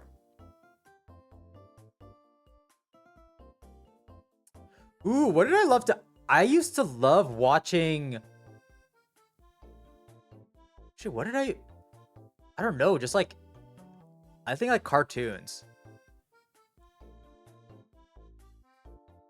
Like I think I saw the first time I saw Rick and Morty while high was kind of like a monumental moment. All right. Yeah, so existential angst, we're putting it in C tier. I don't think it's that interesting. It's like it's just like a thing, right? It's just there. I've never done any type of drug or even tasted alcohol. Also, not very asexual atheist. I'm just hanging out. I mean, I think that is kind of where I'm at now. So maybe you skipped a level. Like, yeah, I don't know. I don't necessarily like I think how many steps removed from the cocaine dealer? I was also like, actually maybe I was the same. Like I've never spent money on cocaine. Right? I think just in New York, like depending on like where you go and stuff. Like some people fucking love it and will always have it. So I'll just be like, oh, okay, whatever. But no, I've never purchased. Shiny baboon. That's interesting. Yeah. It as an opportunity to define ourselves, to live with intention, and to make every moment count. Nihilism. Nihilism is the philosophical belief that life has no inherent meaning, value, or purpose. At its core, it rejects the idea that there is an objective moral order, a divine plan, or an ultimate truth governing existence.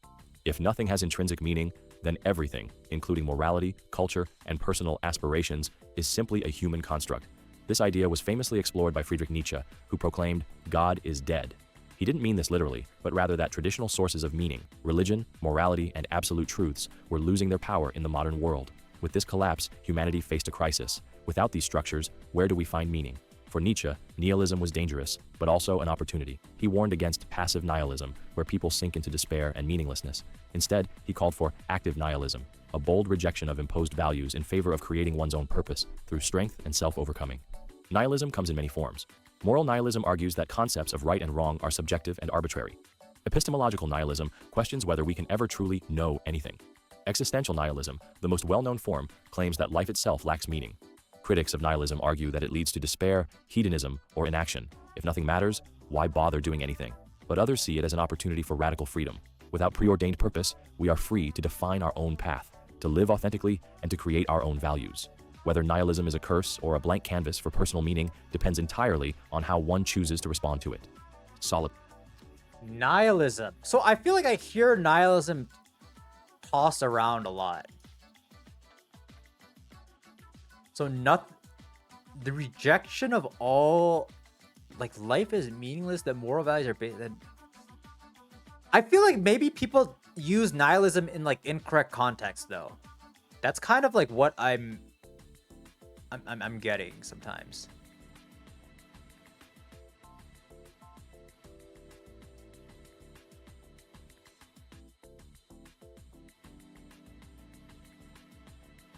I think I have a lot of, it's probably maybe not good, but I think I have a lot of political nihilism.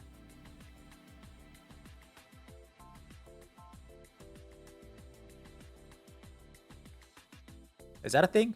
Moral nihilism?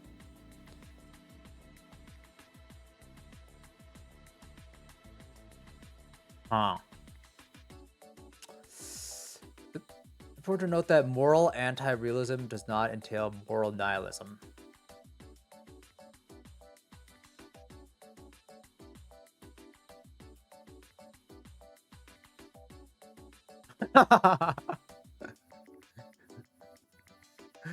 Oh my god.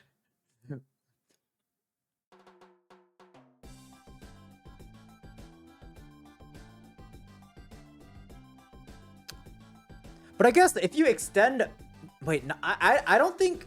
Okay, so in terms of politics, I think I can really like nihilism. I can like relate to it, but guys, I think like a lot of these things are like kind of confusing to me. Like I feel like they're all like nihilism seems in a similar bucket to determinism. But I guess it's like slightly different, but it almost feels like in a similar vein.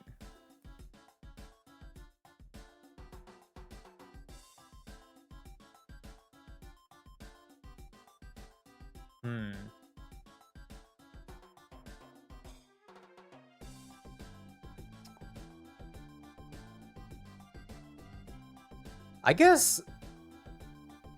Wait, I hard disagree with this though. No, like, how would knowledge be impossible? I don't think I really understand moral nihilism. This is basically just saying like, you don't know what is like universally like right or wrong. Claims that such as murder is morally wrong are not true.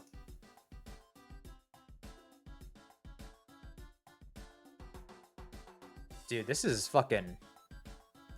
This is.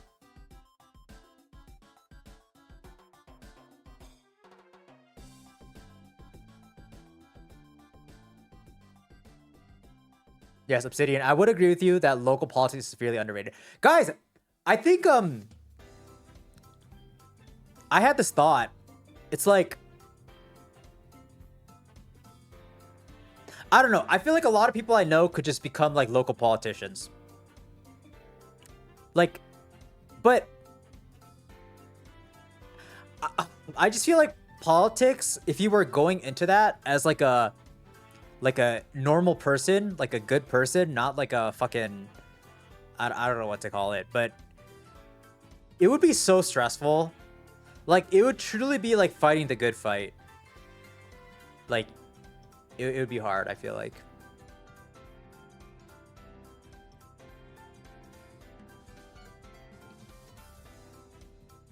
Rue for mayor? Dude, I was literally thinking about it. Not like for like a local office, but because I just think there need to be more people, like normal people in government. Yeah. I just feel like the bar is pretty low, but I don't know how the system would work and stuff.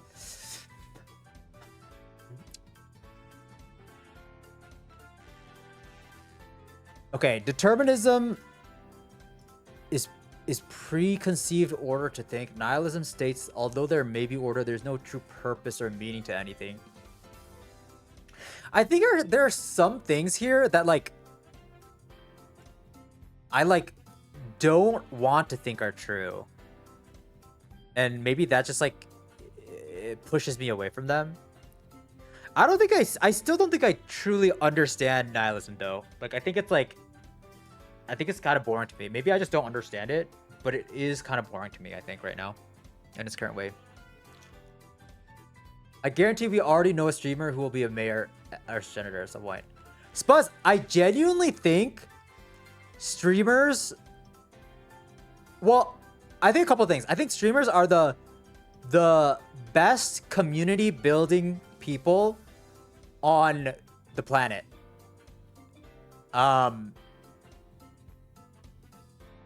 Yeah. And I think that's powerful. And I think in like government, yeah, for a certain demographic, agreed.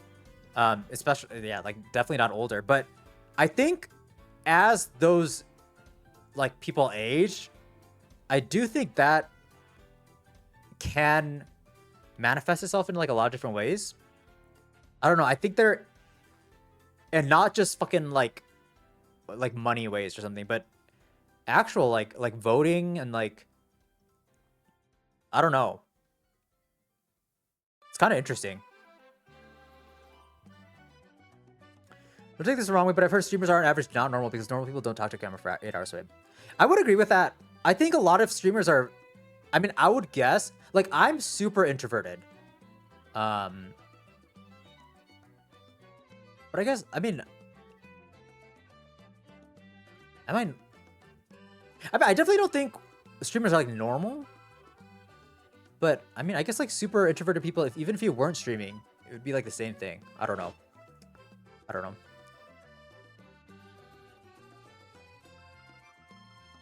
Yeah, intrusive thoughts. I think those large communities, like I genuinely think it's like, but I think it's kind of like dangerous too, like how powerful.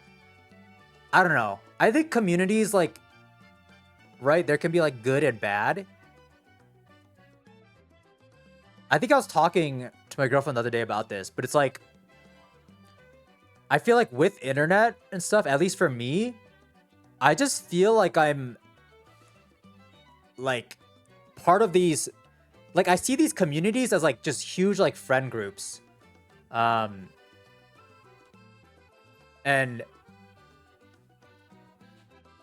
I don't know. I just think we have like, I don't know. I think the way the world is moving, we're just going to have like these smaller and smaller, like tighter knit communities.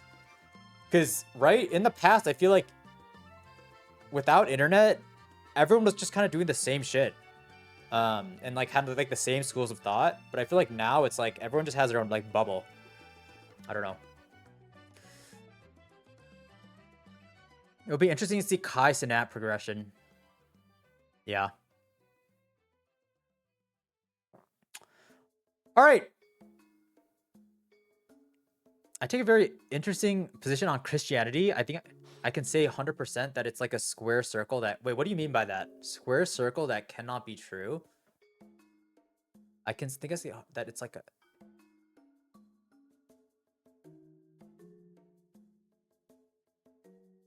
It's at... Yeah. Guys, is religion dying, by the way?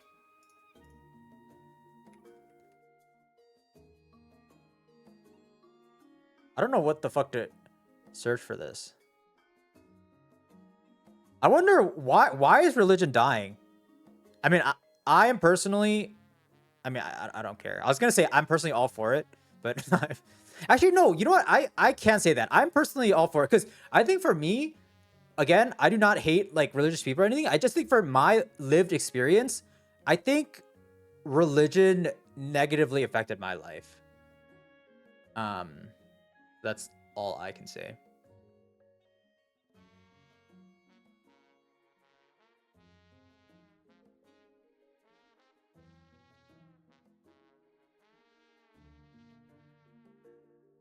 Yeah.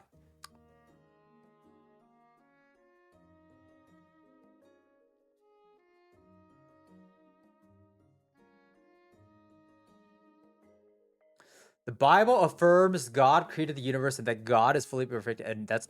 Yes, Implosion, I'm on the same page as you. Or actually, kind of same page as you. Because a fully perfect has nothing unactualized, so it cannot change. I actually, maybe I misread your thing wrong. I think for me, I don't know. It's like, I feel like when I was religious and stuff, like, there's so many things that, like, I feel like the default when you, like, are on the wrong side of an argument or something, or, like, can't, like, defend something, is, like, you just gotta have faith. Like, something. I don't know. And I don't know. I think there's just so many, like, logical, like, inconsistencies, I guess. Yes, the classic faith. Just have faith. Prage. Wait, intrusive thoughts.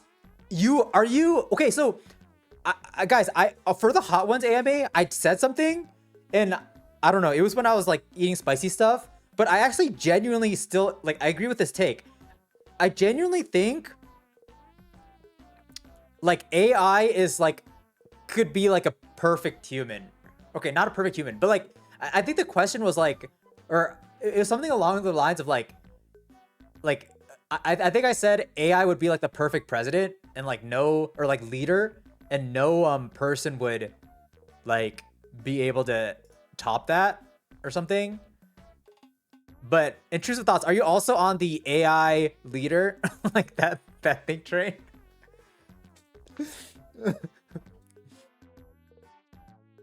I've not seen Good Luck, Have Fun, Don't Die. Is that something I need to watch?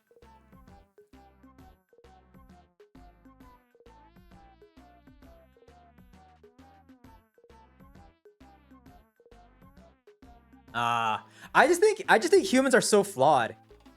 Like, well, like majority of humans. Is it like narcissistic to think that like I would be better than Donald Trump or something, or like I don't know, like a bunch of world leaders? Like I feel like to be a world leader, you just gotta be normal. Like, just don't be weird. Don't be weird. Don't be weird. Just be normal.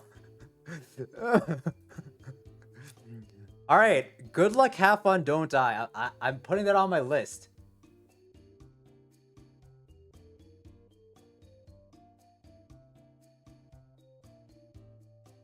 Also, guys,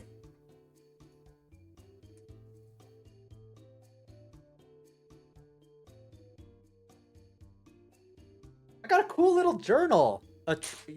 Any of you journalers? Notebook people? I just got this yesterday. My PR for using a notebook is like 1 month. But I really want to become a notebook person. Or like a journal type notebook person.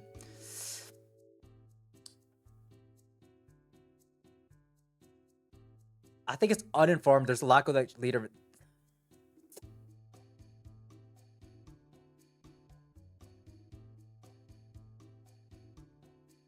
I don't know.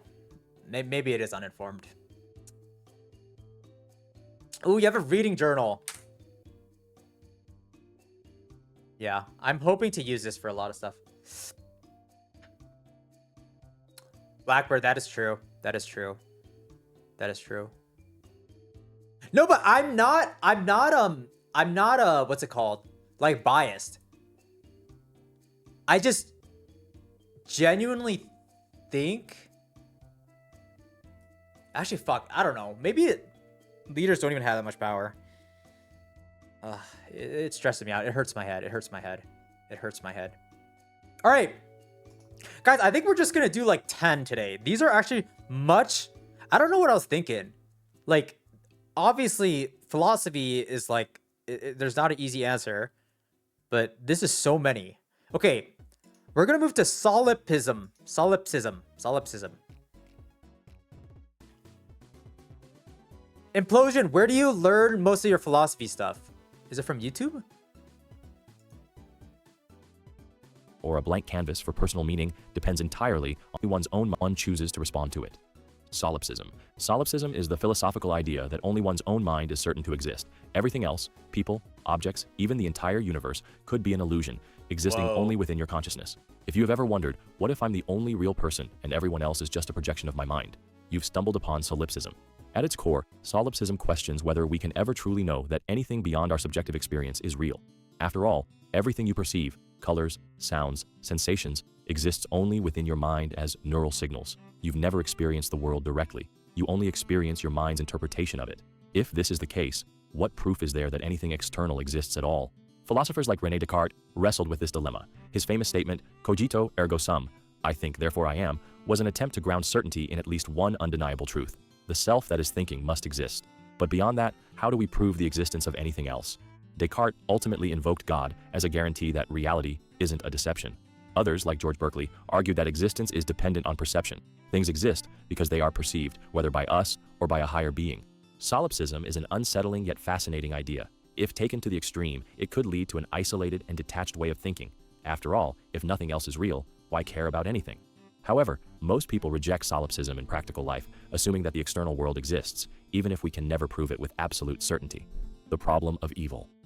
So isn't that also like kind of like so the thinking we're in like a simulation is like directly like solipsism, right?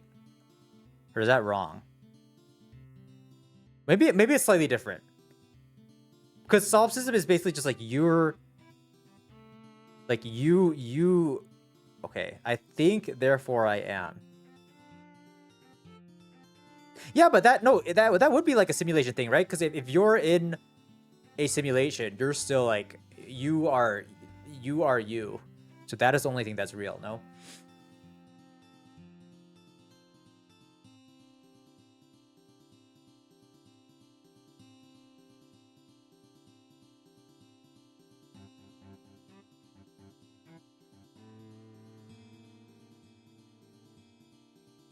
Stanford Encyclopedia of Philosophy. Basic understanding of the common technical terms that philosophers use.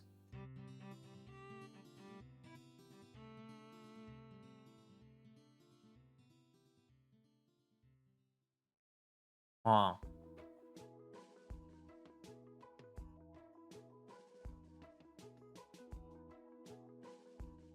It's crazy how like there's so many like there's like thinkers and there's just non-thinkers.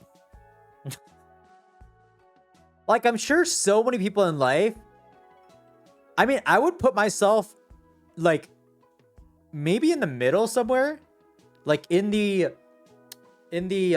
what's it called?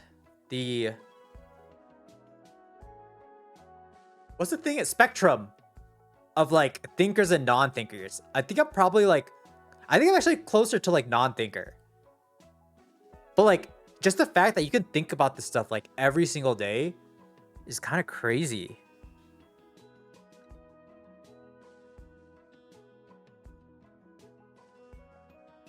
Spots, I think it's kind of easy though. I think you just like, I don't know, maybe like keep yourself busy or something.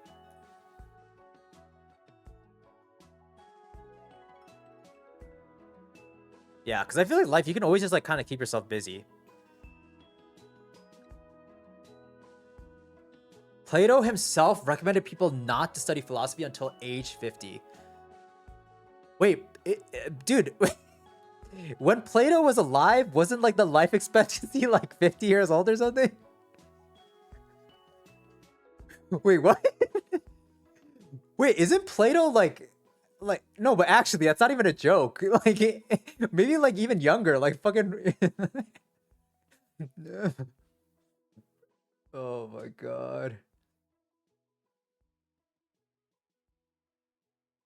Hard solipsism is self-defeating because any argument for it presupposes reasons work, and I can understand. So if we assume hard solipsism, I have no reasons to accept any argument for. Wait, okay, I don't know what that meant.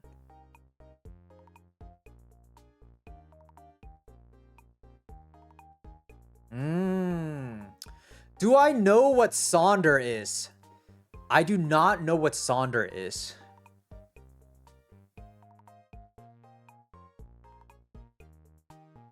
Oops, Sonder mind? Add? Sonder. Okay, another fucking app. Everything's an app these days.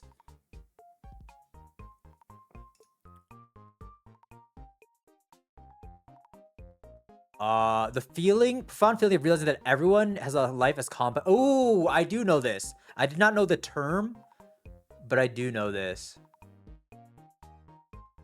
Guys, this kind of fucks me up. Sonder, I think, the way that I think about this a lot is like when I think it's actually big for like content as well. It's like, for me, making a Minecraft video or like a YouTube video, I'll like look at every single, like, I will watch it back fucking 10 times, make all these small changes, and then for someone else in their day, like, they might not even be looking. They'll like, it'll just play or something.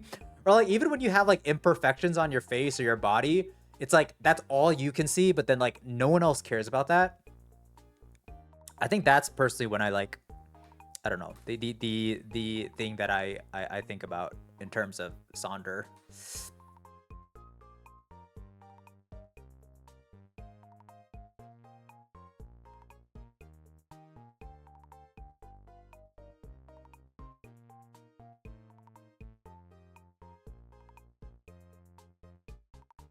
Sonder ties to why determinism is bullshit.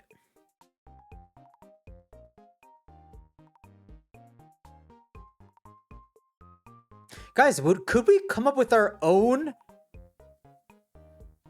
like philosophical concept? Or is philosophy solved? Are there modern day philosophers?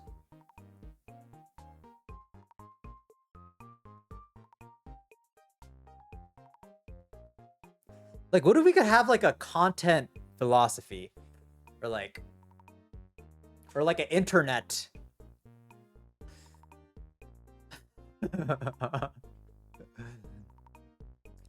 Wait, so solipsism, I actually like Sonder, but I don't know if I like this solipsism.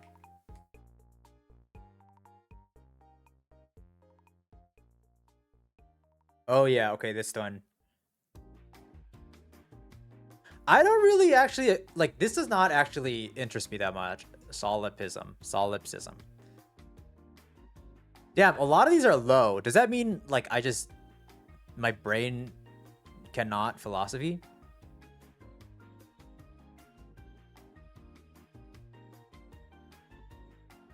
Ooh, you've hosted AMAs with some of them. Interesting.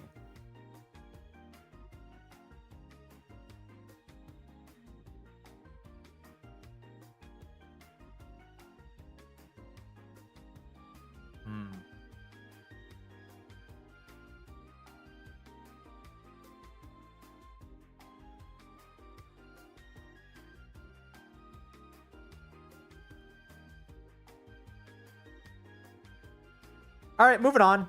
Eternal world Wait, but okay, now I kind of understand. It's like, actually, let me go one more before I exists, speak. even if we can never prove it with absolute certainty.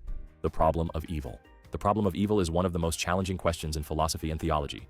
If an all-powerful, all-knowing, and perfectly good God exists, why does evil exist?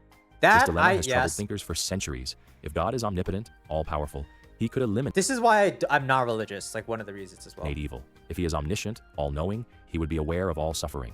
If he is omnibenevolent, all good, he would want to prevent suffering. And yet, the world is full of pain, cruelty, and injustice. How can this be reconciled? There are several classic responses to this problem. One is the free will defense, which argues that God allows evil because true free will requires the possibility of choosing wrong. If humans were incapable of evil, they wouldn't truly be free. Another argument is soul-making theodicy, which suggests that suffering and hardship exist to help humans grow morally and spiritually. Without struggle, there would be no development of courage, compassion, or resilience. Some take a different approach and claim that human understanding is too limited to grasp divine justice. What appears as senseless suffering to us might serve a higher purpose beyond our comprehension. Others argue that evil is necessary as a contrast to good. Without darkness, would we appreciate light? Atheists and skeptics, however, argue that the sheer amount of suffering in the world, natural disasters, diseases, senseless violence, makes it unlikely that a benevolent God is in control. Some conclude that if a deity exists, it might not be omnipotent, omniscient, or perfectly good. The problem of evil remains a central challenge in philosophy of religion, raising fundamental questions about morality, human suffering, and the nature of the divine. Whether one sees it as an argument against God or as a test of faith depends on one's perspective. The paradox... Guys, I genuinely think the world would be better if we just all lived in micro communities. And like, we just have like, actually not even micro communities, just like communities where it's like complete isolation. Kind of like the Silo. Have you guys seen Silo, the TV show? I genuinely feel like, oh, obviously not that, like above ground and stuff, but I don't know. It's the world is too fucking big. It's just like, is that what tribalism is? Maybe, I don't know. It's just a fucking. All right. Nothing necessitated the God to create the circumstance which allowed for the logical possibility of evil. If something necessitated the God to create the circumstance which allowed for the, then he's not free. Then he's not free. I mean, I was originally thinking like, yes, I'm like not like I don't believe in God because of evil, but then I feel like what they just said kind of makes sense. It's like if we were all like purely good, like what type of life slash like boring life would that be? But then I also thought like, do you think evil people like think they're evil, or like do evil people think they're good and just like forced to do evil or something? I don't know.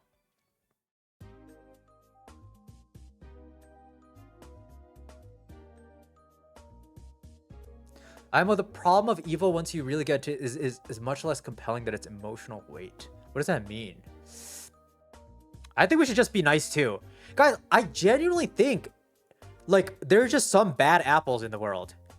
Like so much of the world, but I think that's one of the things I feel like I struggle living in a society because it's the thing of like entropy. Like 99% of people could all be good in like 100-person community. One person just bombs it. All it takes is like one to like mess it up, you know? One person just fucking bombs the entire place and it's just GG. But I don't know. I hate how that's how the world works. It's like whether it's like keeping things clean or like, I don't know, just being kind. Maybe this is like a wrong view. It's kind of like very pessimistic, but it's just so much work to create something good and so easy to mess it up. It's so easy to mess it up. It's messed up. Shiny Baboon. You know, I actually wanted to be a monk one time. Like, I was like, yeah, no, I genuinely, I don't know if I like seriously considered it, but like, it was in my head. I'm like, damn, I don't know.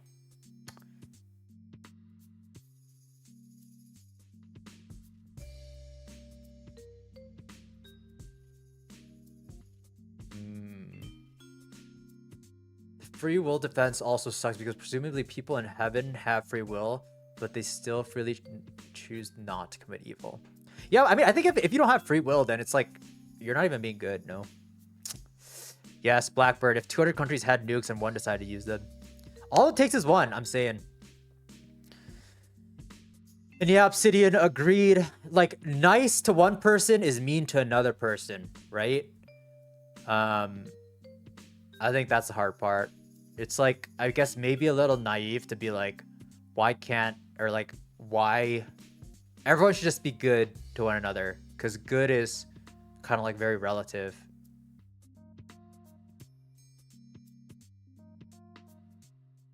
Damn, I don't think I could ever couch surf. I like need a home. Like I need like a little bit of privacy. I get like very what is it? I don't know. I just need like a little bit of space. I don't ever feel fully like at ease. Same thing with like eating. Sometimes I don't feel at ease when I'm like eating around other people.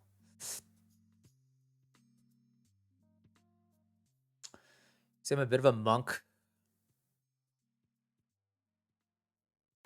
Did you have a roommate in college? Yes, I had roommates in college for sure. But I never like, oh, actually, no. And yes, my freshman year when I had a roommate in college, that was the worst year of my life. Holy shit, that was so bad. Yeah, I think freshman year I shared a room with someone, and it was so bad. But I think that's pretty common for a lot of people. I was stupid because I grew up in Michigan and went to school in Michigan. So I knew a lot of people from my high school going to the same school, and I could have roomed with any of them, but then I was like, no, I want to expand my fucking horizons. I want to meet new people, and I regretted that so hard. I hardcore regretted that. Yeah, but I think that's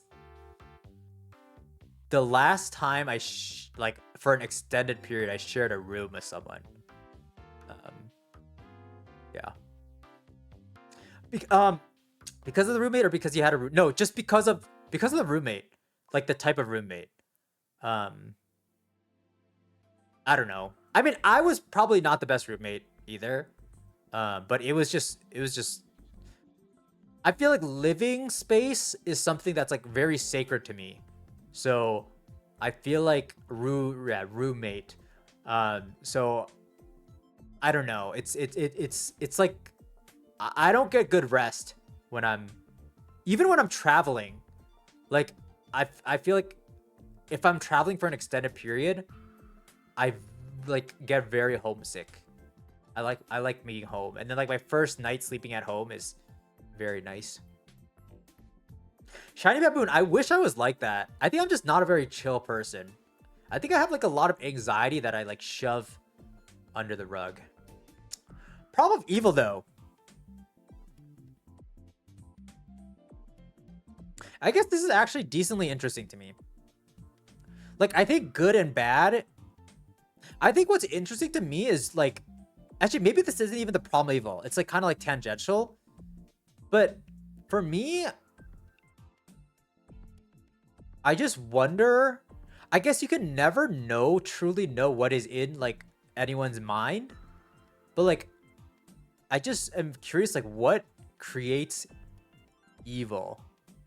Or is that like, maybe like, is it more of like a, again, I'm getting my terms messed up. Is it like determinism, or like, maybe some people are just determined to be evil, like their circumstances and like their brain chemistry and stuff. I don't know. I feel like I'm so far from that it's like, I just don't know. I can't understand it. Hey, Jacob. What's up? How are you? Welcome back to the stream. We're just doing some... We're just talking. We're actually just talking today. Guys, I feel like this is a good outlet for me. I feel like I always like want to talk about this type of stuff, but I think one of the things I hate the most is like small talk. And I feel like a lot of the world is like just small talk. And it's like you can't just small talk and then immediately go to like, oh, what do you think about like determinism versus what's the other one? Determinism. free will or something. I feel like you just can't. It's 0 to 100. You can't just do that. Evil is such a meaningless word to me. I don't know what people mean when they say it. Why is it meaningless? I think isn't evil just like more specifically talking about like morals, like morally evil?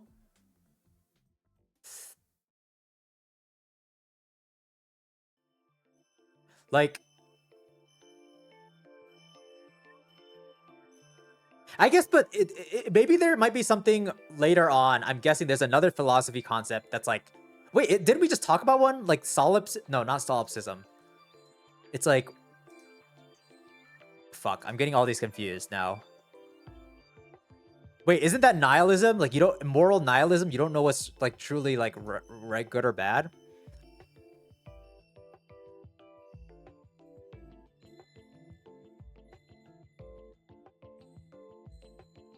Philosophy is a great outlet. It addresses the elephant in the room.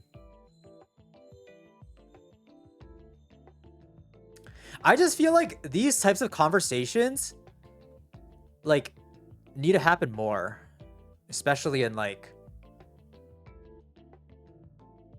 I don't know, dude, like, whenever people talk, I feel like I see a lot of, like, political discourse. None of it is, like, actual discourse. Like, it's literally just, like a child tantruming. Like, none of it is, like, actually, like, substantive. It's actually crazy. How am I doing today? I'm doing pretty good. Jacob, I slept at 5 a.m. So not great, but I had a great breakfast. And I'm feeling decent. I'm feeling pretty good. How are you? Hope you've been good.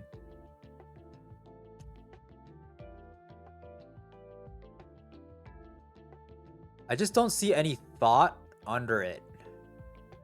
Wait, Obsidian, I still don't know what you're talking about. Like, it's like... Wait, so do you also not think there's a good? Like, isn't evil like the antithesis of good? Like, good and evil, or I guess bad. But kind of synonymous to me. Good, or I guess what, yeah. I mean, I guess maybe I could kind of see where you're coming from. Ah, I see what you're saying. Wait, but doesn't evil... Okay, maybe I'm just thinking of like synonyms. But maybe to me, evil signals intent. What if it's like malintent? Like something with bad intent means it's evil? Isn't that like one way to think about it? And if these people, some people like constantly have bad intents or intentions.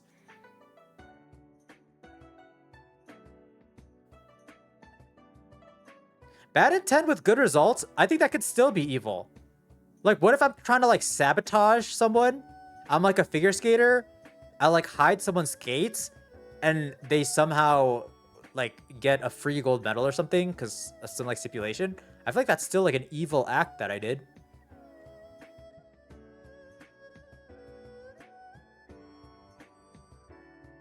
Yeah, I think now that I'm thinking about it more, I think that is what evil means to me. Because I feel like sometimes people confuse evil. Because you could say that, like, I don't know, some dictator is evil, but maybe in their mind, they're not purely doing it for evil purposes. They're like actually like trying to help their community, their people, which in my mind, that now that I'm thinking about it, it might not be evil. It might look evil to us, but to them, they're not really being evil. I don't know. Yeah.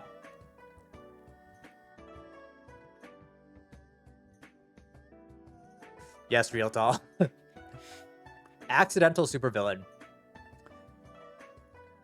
This guy evil. The city is doomed, Commander Fistfight. I've poisoned the water supply. Actually, because you poisoned the water supply, we discovered that the city's pipe infrastructure is really severely outdated. So thank you for bringing our attention to that. Millions. This guy is evil. In my definition, he would be evil. Because the intent was bad. I don't know. Maybe that's just my definition. Maybe I just think... kind of have, I like view the intent. I put a emphasis on the intent rather than like the result, I guess.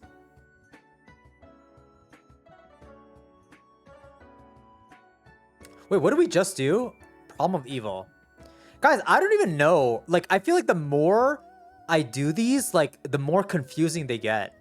Like when I'm reading back these, like, I don't even like remember like my stance or like things on all of them. We're gonna wrap up 10 though. I want to get to 10. Sheer amount of suffering in the world, natural disasters, diseases, senseless violence, in philosophy, whether doctors how we define asking fundamental questions about morality, human suffering, and the nature of the divine. Whether one sees it as an argument against paradox of God, or also known as the Sorites paradox, is a logical puzzle that challenges how we define vague concepts, particularly when gradual change leads to an unclear distinction between one state and another. Imagine you have a heap of sand. Was that just a if you vine remove boom? one grain, a clear distinction between one state and another. Imagine you have a heap of sand. If you remove one grain, it's still a heap. Remove another and another. Surely it's still a heap. But what happens when you continue this process? At what exact point does it stop being becoming a heap and become just a small pile, or even just scattered grains? Conversely, if you start with a single grain of sand and add one at a time, when does it officially become a heap? This paradox applies to more than just sand.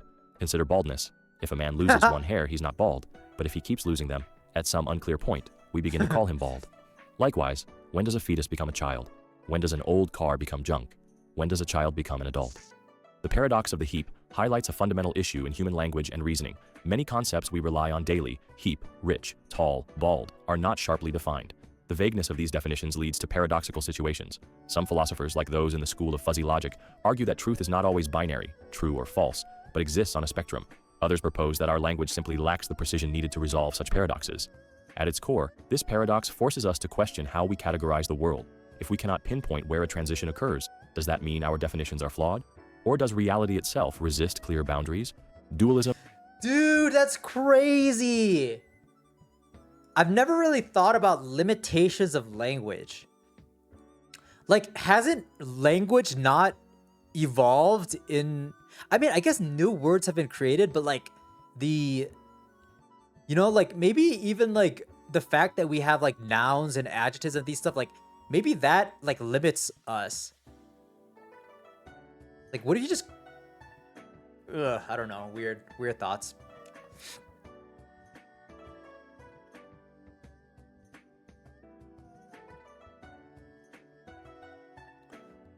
It's Shiny Baboon, you've been getting more uncertain about almost everything since getting to philosophy. I could see that. I could see that. I think it's also strange how fragile, not in a bad way, but just how I mean, it can be like very rigid or flexible, but like I feel like the brain and your mind is such a it can just everything can change. Like literally in one day something happens and you just change your whole like way of thinking and stuff.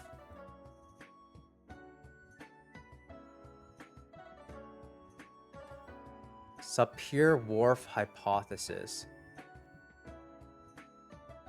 Fuzzy logic and non-classical logic in general. What is fuzzy logic? It's just like...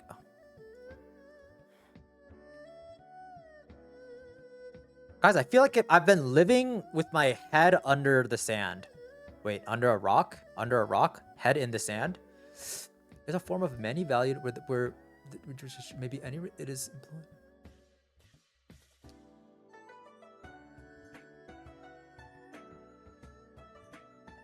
They're either true or false. But there are also propositions with variable answers.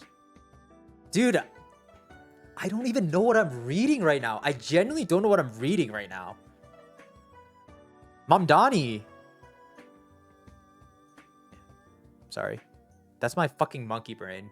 It recognizes like one word it knows.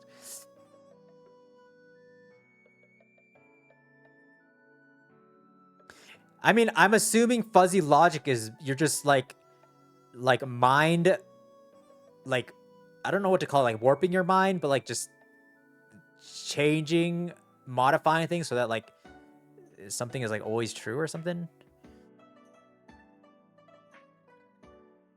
Oh no.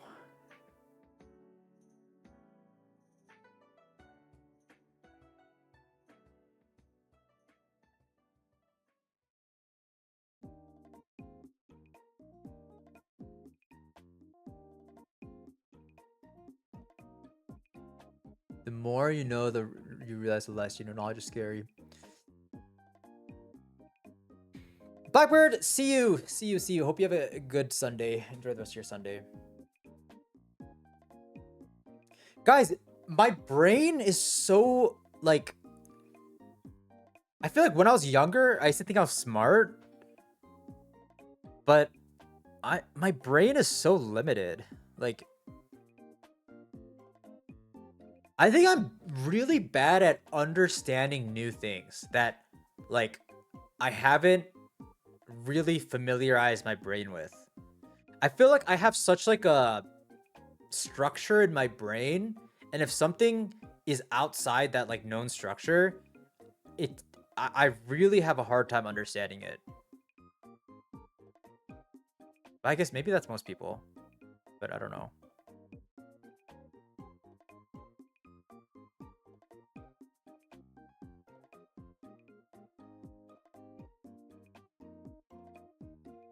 Damn. Okay. I did not think this was what I was gonna get into today. So okay, but anyways, back to the paradox. Soul Wright's paradox. The paradox of the heap. I don't think this is that interesting. I think the only thing that is interesting to me is, like, actually, this isn't even related to this.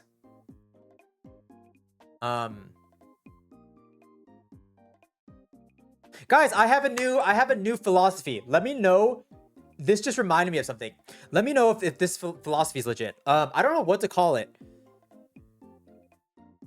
but I think there's something that I think. Actually, this probably exists already, but basically, I think a lot of people think that the result comes. How do I say this? I'm not gonna share it. I'm not gonna share it. I'm not gonna share it. I need to think about this more. It needs to be a good launch. I gotta butcher it. I will come up with something though. I will come up with something. Oh, Spuzz, is that me? Didn't you say at some point you haven't read that many books? I used to read a lot as a kid, like so much, but I would read mostly fictional stuff. Yeah, I don't really like non-fiction that much. Yeah, I think I like fiction, and I haven't been reading that much these days. I think the last time I really read a lot was probably like, it's gotta have been like 2 years. But I haven't really touched books in the past 2 years.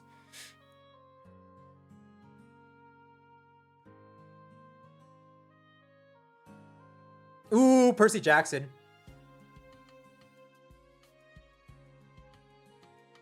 What did I like? Guys, when I was younger, I really liked Aragon.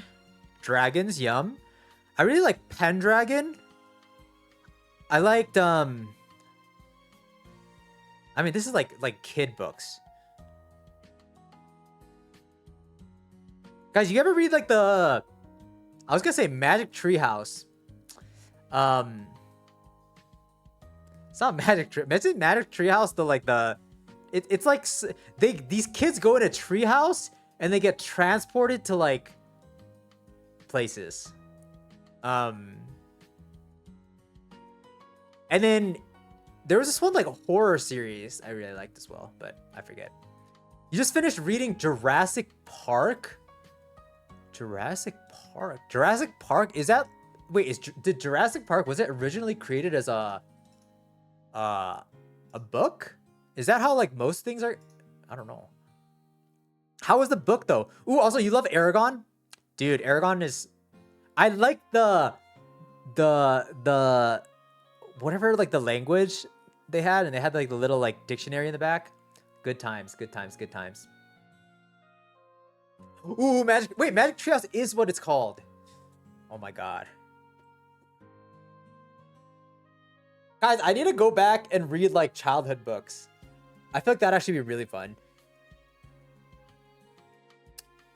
Shiny Baboon, you like reading papers because they're very dense with information. Reading a paper is less of a commitment than reading a whole book.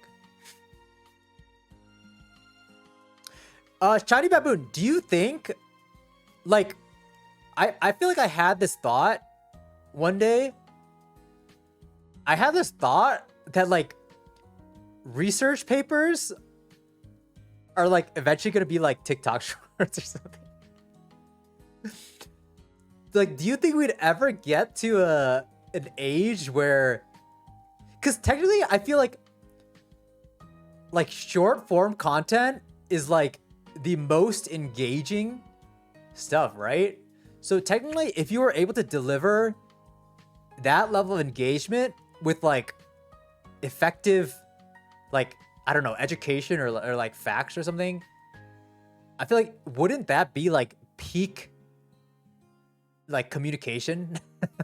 is that like a like totally off base thing today? That is like my vision though. Like, oh my god. Wait, research papers aren't really meant to be. What are they meant for then? Like, is it just like a fucking what?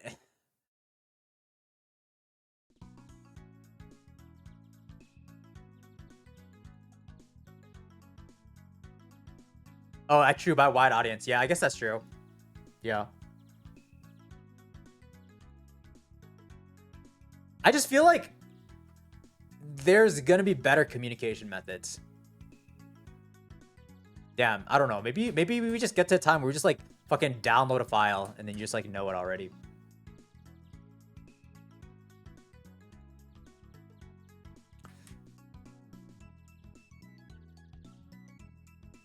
Wait, what did we just do right now? Paradox of the heap, right? I don't even care about paradox. I think paradox of the heap is interesting in the sense of like your identity, right? But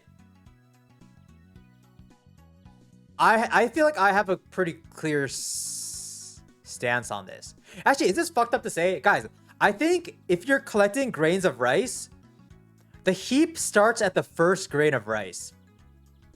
I think it is a heap before it is a heap.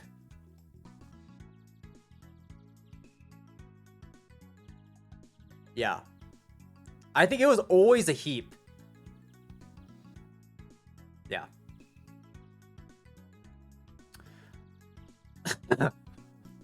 Oh, grains of sand.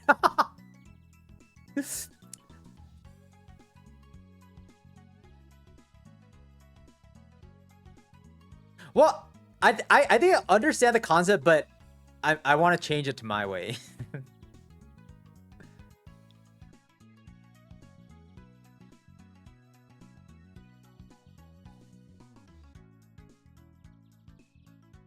I think the fetus is the adult.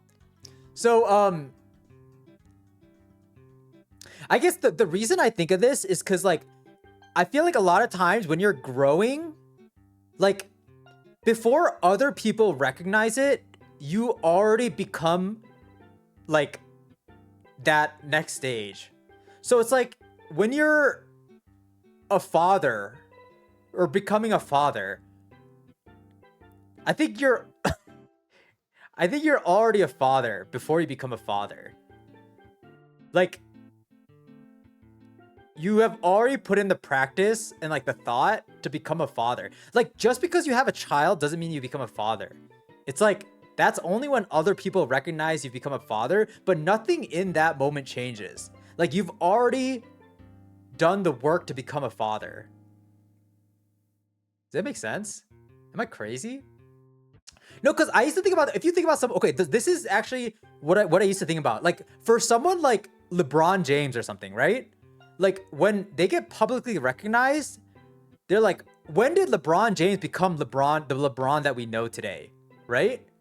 Like, it wasn't when he joined like the NBA or something.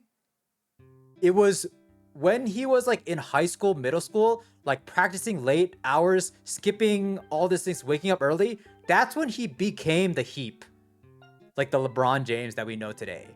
And it was only recognized later. So LeBron James was always the Heap. Wait, I think I'm really cooking with this. Like, this is my philosophy. Like, people become people before they're recognized as like whatever, like figure or something. It happens in the background. And then like when LeBron gets drafted to the NBA or something, plays his first game, nothing really changes. I think he was always that person.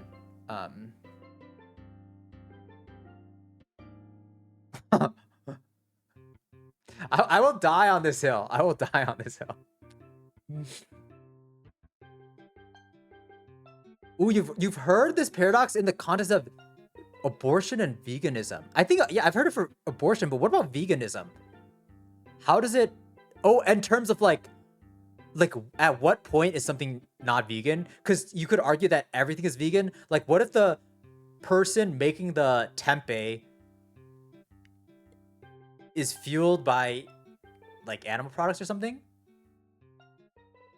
Is that the veganism argument?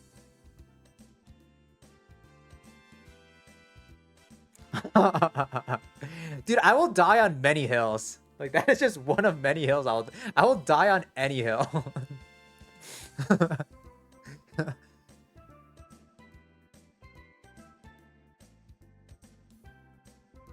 Ooh, that's true. In truth of thought, that's actually true. I never thought about it the reverse way. Ooh. Interesting. All right, I think this is our last one for the day. Hopefully it's a banger. Versus monism. The debate between dualism and monism is one of the oldest and most fundamental in philosophy, concerning the nature of reality and the relationship between the mind and the physical world. Dualism is the belief that reality consists of two fundamentally different substances: the physical, body, brain, matter, and the non-physical, mind, consciousness, soul. René Descartes was one of the most famous dualists. Wait, I gotta go back. Reality consists of two fundamentally different substances: the physical, body, brain, matter, and the non-physical, mind, consciousness, soul. René Descartes was one of the most famous dualists, arguing that the mind and body are separate but interact. He saw the mind as something immaterial, a thinking entity, while the body was simply a machine obeying physical laws. The problem, of course, is explaining how a non-physical mind could influence a physical body. If thoughts and decisions arise in an immaterial soul, how do they trigger neurons and bodily movement? Monism, on the other hand, holds that everything is made of just one fundamental substance. There are two main types of monism: materialism, physicalism. Everything, including thoughts and consciousness, arises from physical processes in the brain. According to this view, what we call mind is just brain activity, neurons firing, chemical reactions, and electrical signals. Idealism. Reality is entirely mental. Some philosophers, like George Berkeley, argued that the physical world only exists as perceptions in our minds. There is no external material reality, only consciousness and experiences. Both positions have deep implications. If dualism is true, then consciousness might exist beyond the body, opening the door to ideas like the afterlife or souls. But if monism is correct, then everything we experience, from emotions to thoughts, is reducible to physics and biology. This debate is still unresolved. Neuroscience increasingly supports a materialist view, showing how mental states correlate with brain activity. Yet, the hard problem of consciousness, how subjective experience arises from physical processes, remains a major challenge. Whether we are more than just physical beings is a question that continues to shape philosophy, science, and even personal beliefs. I think...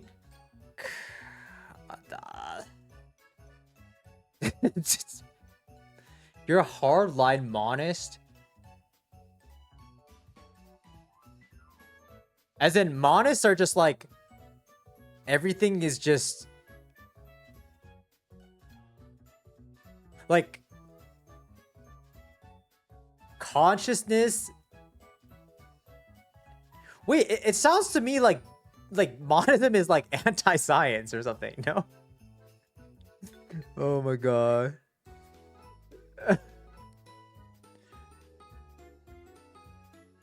That everything must be okay to eat. Oh, and the vegans will respond to the same because you can't.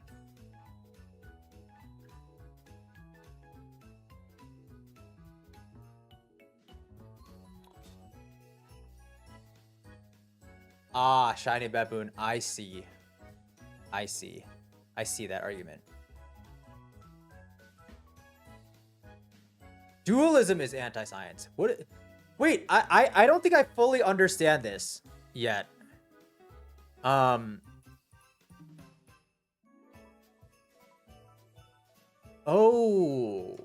I think I'm a hardcore dualist then, if I am understanding it correctly. Oh, so dualism just means you have a soul, and monism is you're just okay. Got it. Oh, got it. I got it. I think I have not really thought about this a lot, but so real talk, you think we are just like, oh wait, this is actually really interesting. But I think a lot of this stuff is like what like makes you feel good, like your understanding, what understanding makes you feel good. I think for me, the concept of not having a soul kind of like, I don't want to say like scares me, but it's kind of like feels very cold to me, right? So I feel like that is why I feel like I'm on the dualism side, but I don't know. I don't have like any like hardcore argument. It's just like that's just what I'm drawn to, like an inclination, I think.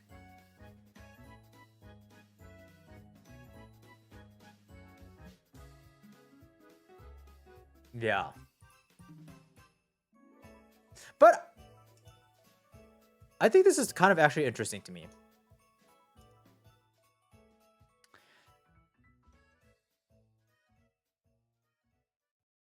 Dude, this is, you know what would be crazy is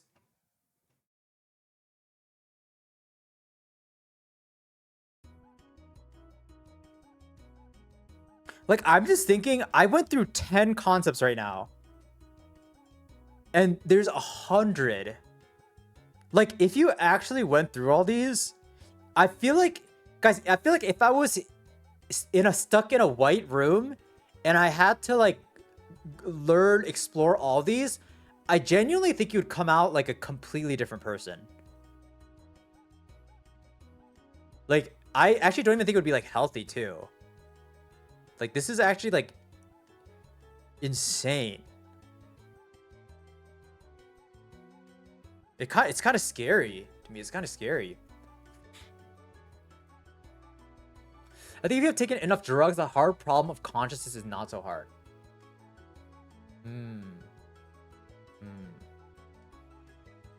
Oh, Jujutsu Kaisen references dualism a lot.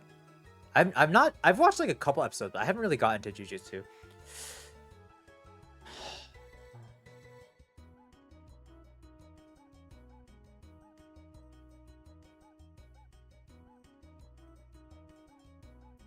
I think part of why, I will say, like, I think this stuff is interesting. I don't think I'm good at philosophy.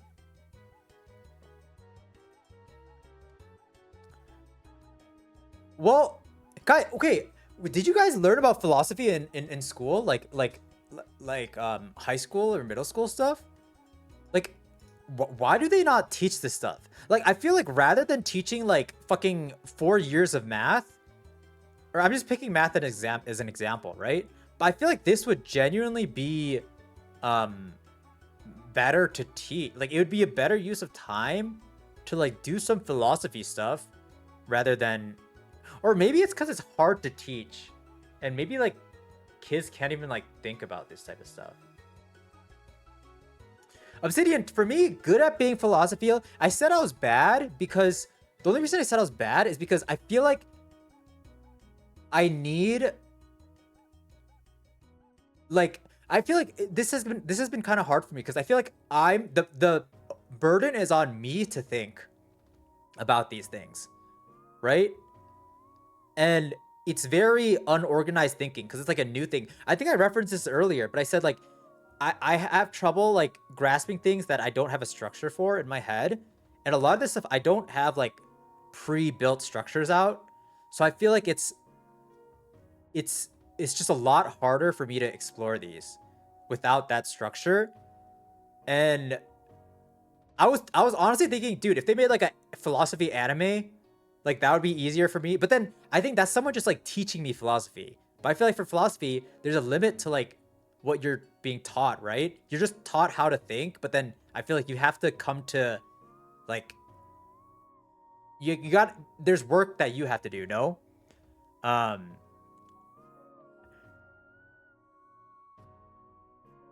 yeah. How would other people be better than it? I don't I'm just guessing other people are more comfortable free exploring things. Where I feel like for me, I don't feel comfortable without like guardrails.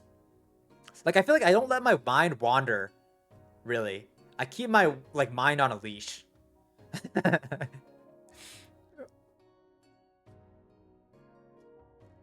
There's some really excellent philosophy YouTubers for those to get Majesty of Reason, Kane Baker. I'm writing this down. Interesting.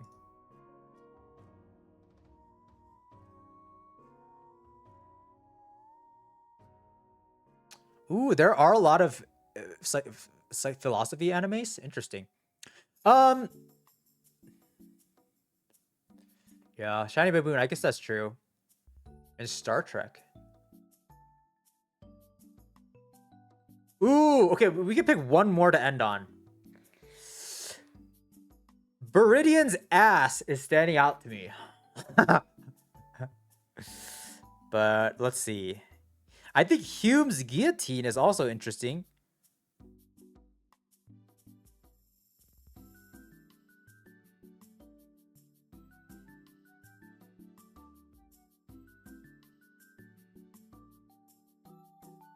I feel like I know Occam's razor, but I forget what exactly it is.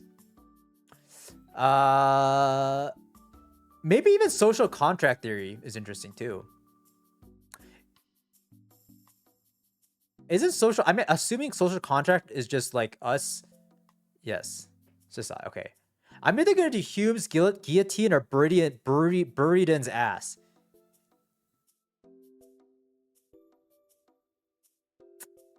All right, Buridan's ass. We're gonna do the ass. Where are you? Decision making, rational belief. Buridan's ass. Buridan's ass is a paradox about Oh, it's not an ass, it's a donkey. free will, decision making, and rationality, named after the 14th century philosopher Jean Buridan. It illustrates a situation where pure rationality leads to inaction. Imagine a donkey standing exactly between two identical piles of hay. The donkey, being perfectly rational, has no reason to prefer one pile over the other. Since both options are equally desirable, it cannot make a rational decision. As a result, it starves to death, unable to choose. This paradox highlights a problem in deterministic decision-making. If every choice is based solely on reason and external factors, then in cases where all factors are equal, decision-making becomes impossible. It raises the question, is rationality enough for making decisions, or do we need some form of spontaneity, randomness, or free will? Buridan's ass is relevant in philosophy, psychology, and artificial intelligence. It applies to human decision-making when people get stuck between two equal choices, such as picking between two equally appealing job offers. It also raises concerns for AI. If an algorithm is purely rational, how would it resolve a conflict between two equal choices? One possible solution is breaking the tie with an arbitrary choice, suggesting that randomness, intuition, or external influence plays a necessary role in decision-making. While the paradox is a playful thought experiment, it has deep implications for free will, determinism, and the limits of logical reasoning in real-life decisions. Wait, this is the good one to bring us back to determinism. So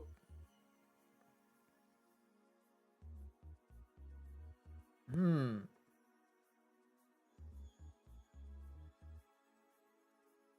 I kind of liked it. I mean, I think it's like a simple thing, but it is interesting. I like how that it brought us back to determinism and like your I guess like emotion. Yeah, can like play an effect, I think.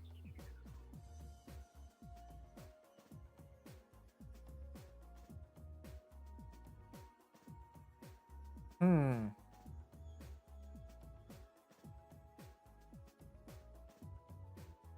I had a thought, but I forgot what the thought was.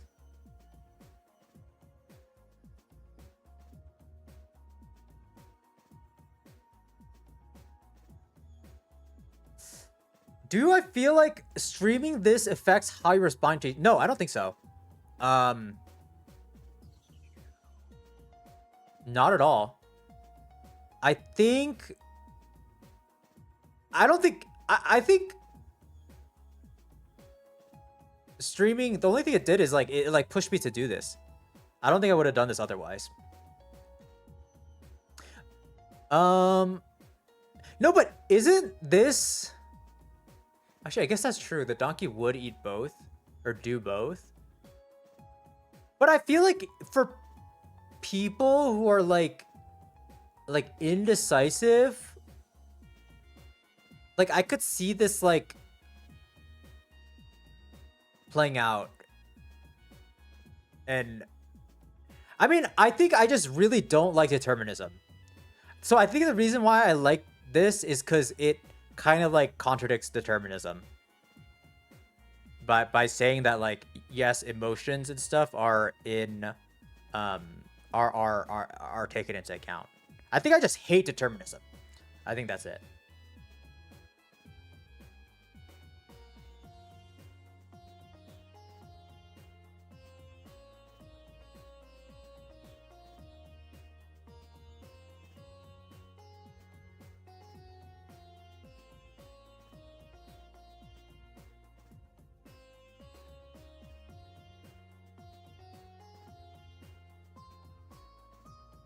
Isn't that literally what the thing said?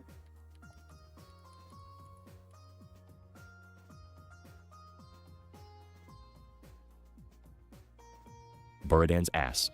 Buridan's ass is a paradox about free will, decision-making, and rationality, named after the 14th century philosopher Jean Buridan, standing exactly between aisle over the other, to death, unable to reason and external factors. This paradox highlights a problem in deterministic decision-making. If every choice is based solely on reason and external factors, then in cases where all factors are equal, decision-making becomes impossible. It raises the question.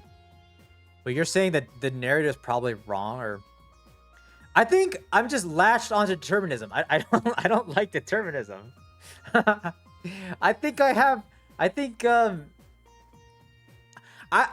think maybe I just really don't like it. I don't know, for me I connect it to like nothing matters, and it's like I don't think I like nothing matters. I think I have control of my life. I really don't want to live in a world where I don't have control of my life, I think. Oh my god! This is crazy though. This is crazy. Guys, I don't know what we're gonna do with this. I do like this though. I do like conversing with you guys about shit. About random stuff. That's kind of why I want to do this for two reasons. One was just, I don't know, my dad always told me to like start looking at philosophy, and it's something I also like. I bought like a couple philosophy books, but I never really got like into them. But it's always something that has been interesting to me. But I also like, I feel like I mentioned this earlier, but I feel like this is stuff, I don't know about you and your friends, but I feel like for me, this is something like I always want to talk about these things, but it's kind of hard to find good opportunities to do that. Yeah, and like I have certain views that I believe in and can change, but I don't think there's many opportunities. I don't know how you guys feel, but at least for me, in my experience, it's kind of hard to find like good opportunities to like discuss this stuff.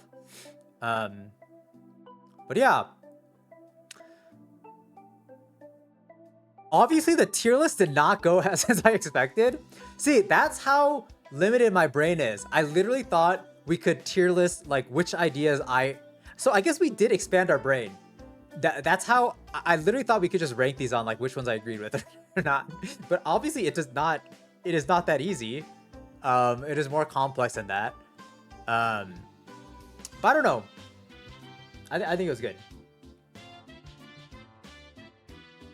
Ooh, you just talk about with your ex. Yeah, I think intrusive thought. That's like your partner is like prime candidate to like talk about this stuff with.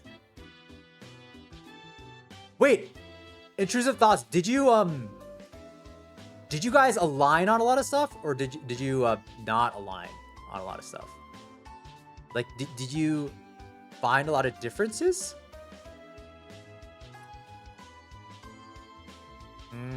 Shiny baboon. Yeah. I think it's hard though, and I think it'll only be like less and less common. I think philosophy, right? It almost like forces you to like slow down. But like, dude, I feel like kids, iPad generation, iPad kid and stuff, like, when are they gonna have the time to like dive into philosophy? I think.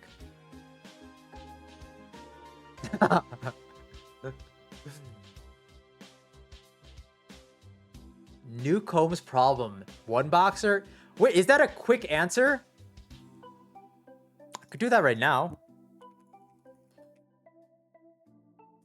Convince each other of other certain topics, but yeah, I think that's the best. Intrusive thoughts. I think it's weird if you align on everything, but I think just having respectful discussions is good.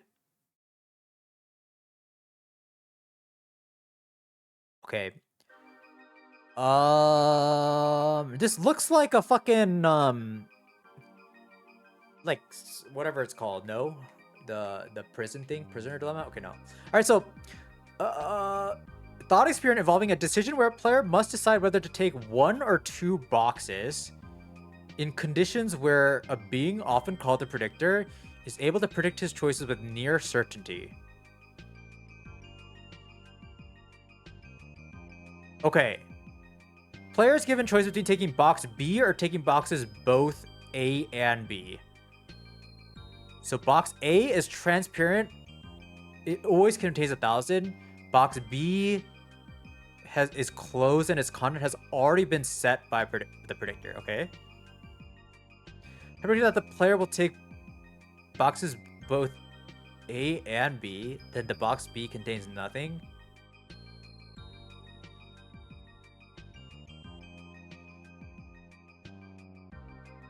Okay, so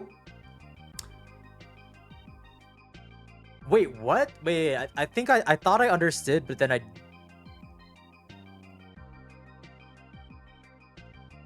Okay, so I have a choice between $1,000 open or a random amount that I cannot see.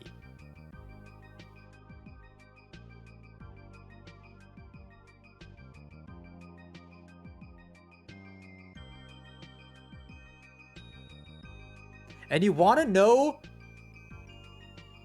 one boxer or two boxer? What does that mean? Oh, wait, what? I'm confused.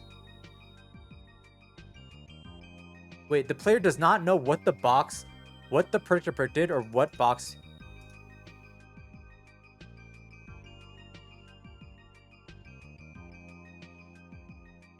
If the predictor has predicted that the player will take both A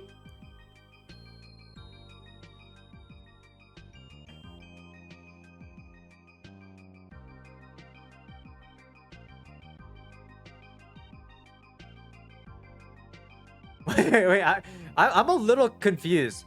Okay, okay, guys, we need to move to the YouTube shorts. But I don't want the YouTube short to be like I don't want it to be too paradox. I don't want it to be too prescriptive.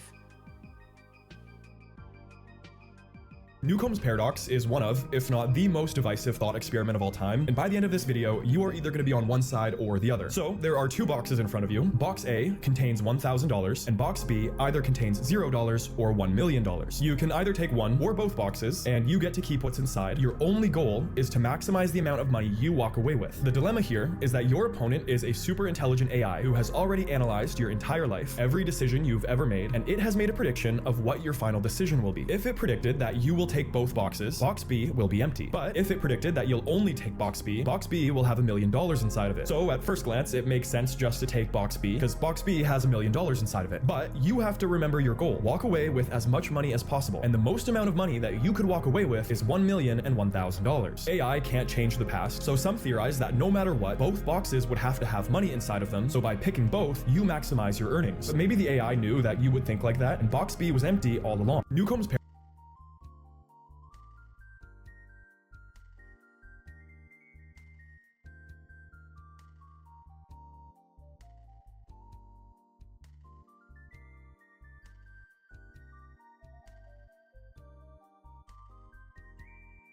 So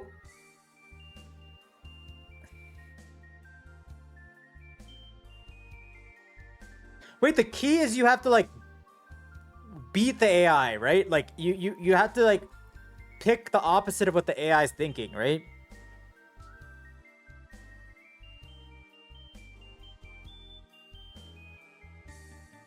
It's like a rock paper scissors game, no?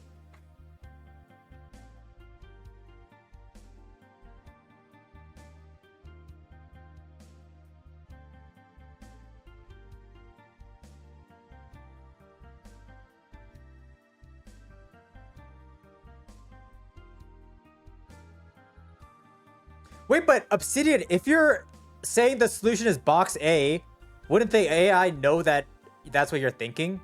So wouldn't it be box A and B? Wait, I'm confused. I think this is literally just rock, paper, scissors, no?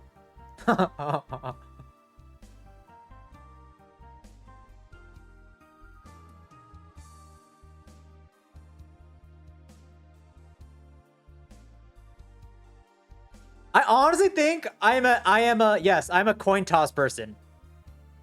Actually, no, that would mean I lose the rock, paper, scissors. I feel like the coin toss would be like the easy way out.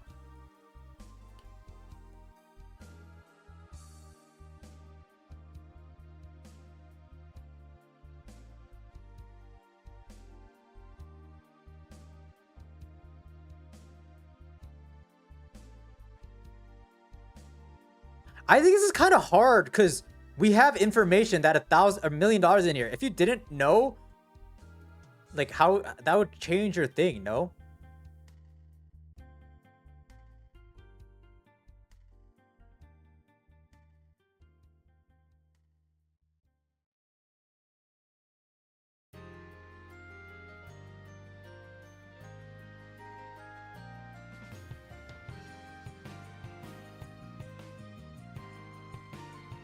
I don't know, dude. This is confusing.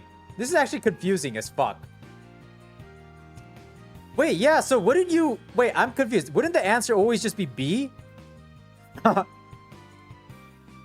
Oh, wait. No, wait, this one is different. It says that this one says the predictor predicted that you only take box B, then box B contains 1 million. Oh, yeah, one box. Yeah, sorry. No, we're on the same page. I think I one box it for sure. I'm 100% B, right? Yeah, box B. We're on the same page. Yeah, for sure. Yeah. Or box C. Ice cold bottle of ginger ale. That sounds pretty good. Pretty damn good. Actually, right now, that sounds really good. Fuck. Also, reward receiver. Wireless philosophy is a good one. Wireless philosophy. I'll check that out as well. My philosophy journey starts today.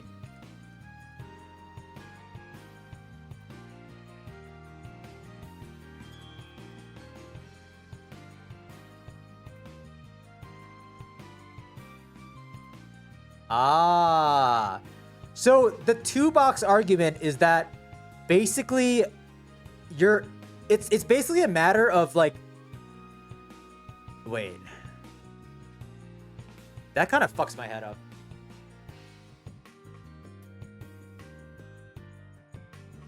I'm box being it. I don't know. $1 million. The eyes are like ding ding ding ding.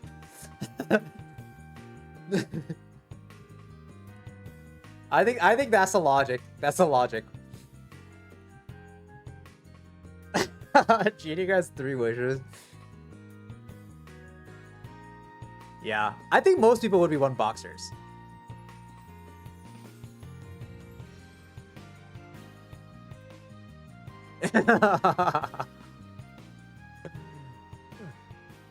Damn, what would I do with 3 wishes?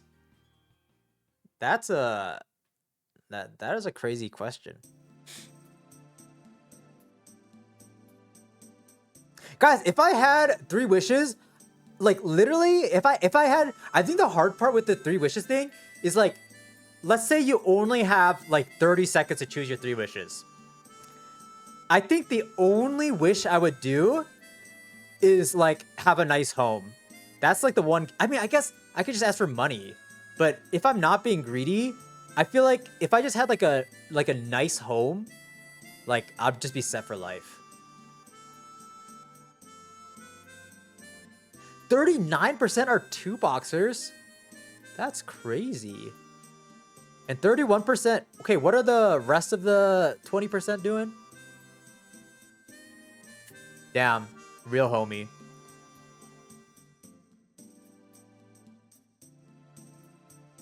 And real talk, what would your first 2 wishes be? I know you're gonna use the first 2 wishes.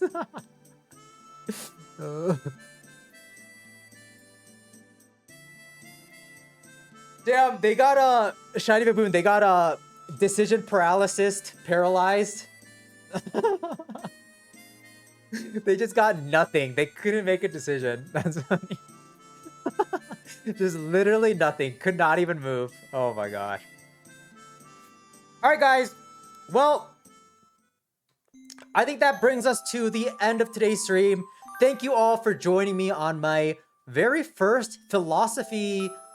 I don't know what to call it, like exploration. I think this is really cool. Thanks everyone for giving a lot of input, education, and engaging in the conversation.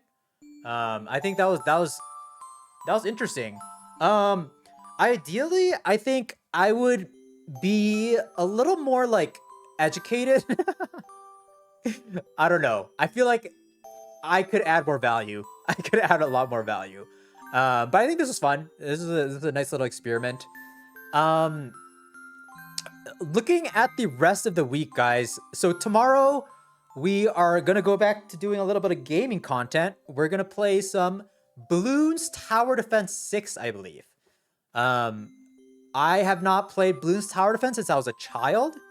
So, yeah, I think it'll be fun. A little bit more of a chill day. Tuesday, I'm kind of undecided. I have something on the schedule right now.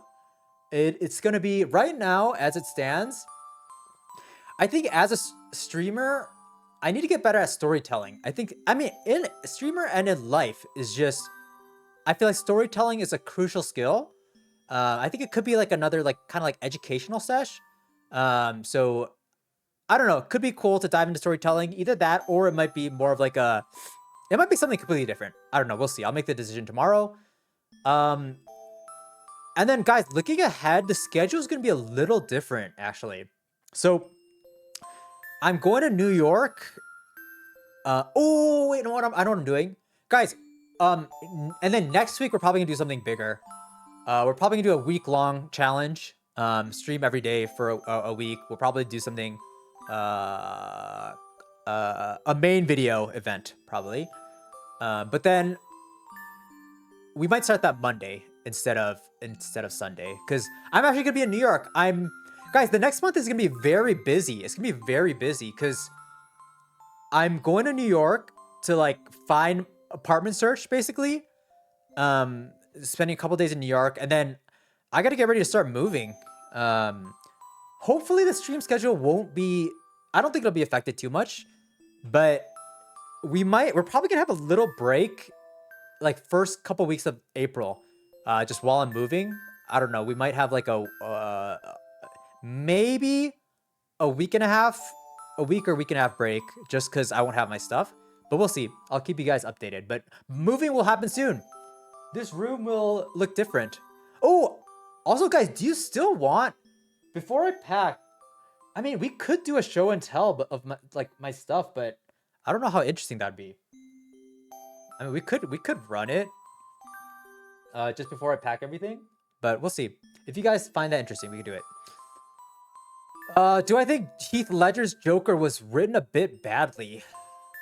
Isn't Heath Ledger Joker like the Dark Knight stuff? Isn't that supposed to be good? I think I liked it. Yeah, but I haven't seen the Joaquin Phoenix one. Oh, Mia, you're nosy. Yes, we can do it. We can go for it. For sure. We got a lot of interesting stuff here. So we can do that. We can make that a little small segment. Do I have any more plans for the last dab hot sauce? Good stream to get friends to come over and eat it. Guys, I have also news for you. But anyways, I am not going to... I am trying to keep my personal life very separate from my stream life. As of now, at least. So I don't know. Maybe once we have streamer friends. But as of now, no. Although, also, guys, I think I'm really good with spice now. After the shit I did, I've been just casually eating hot sauce now. It's crazy. Oh, news, guys, we might have our first sponsored segment sometime. I know sponsor stuff is like kind of cringe, but I think at least for me, the first one will be like fun. I'm gonna make it an event. Not for stream.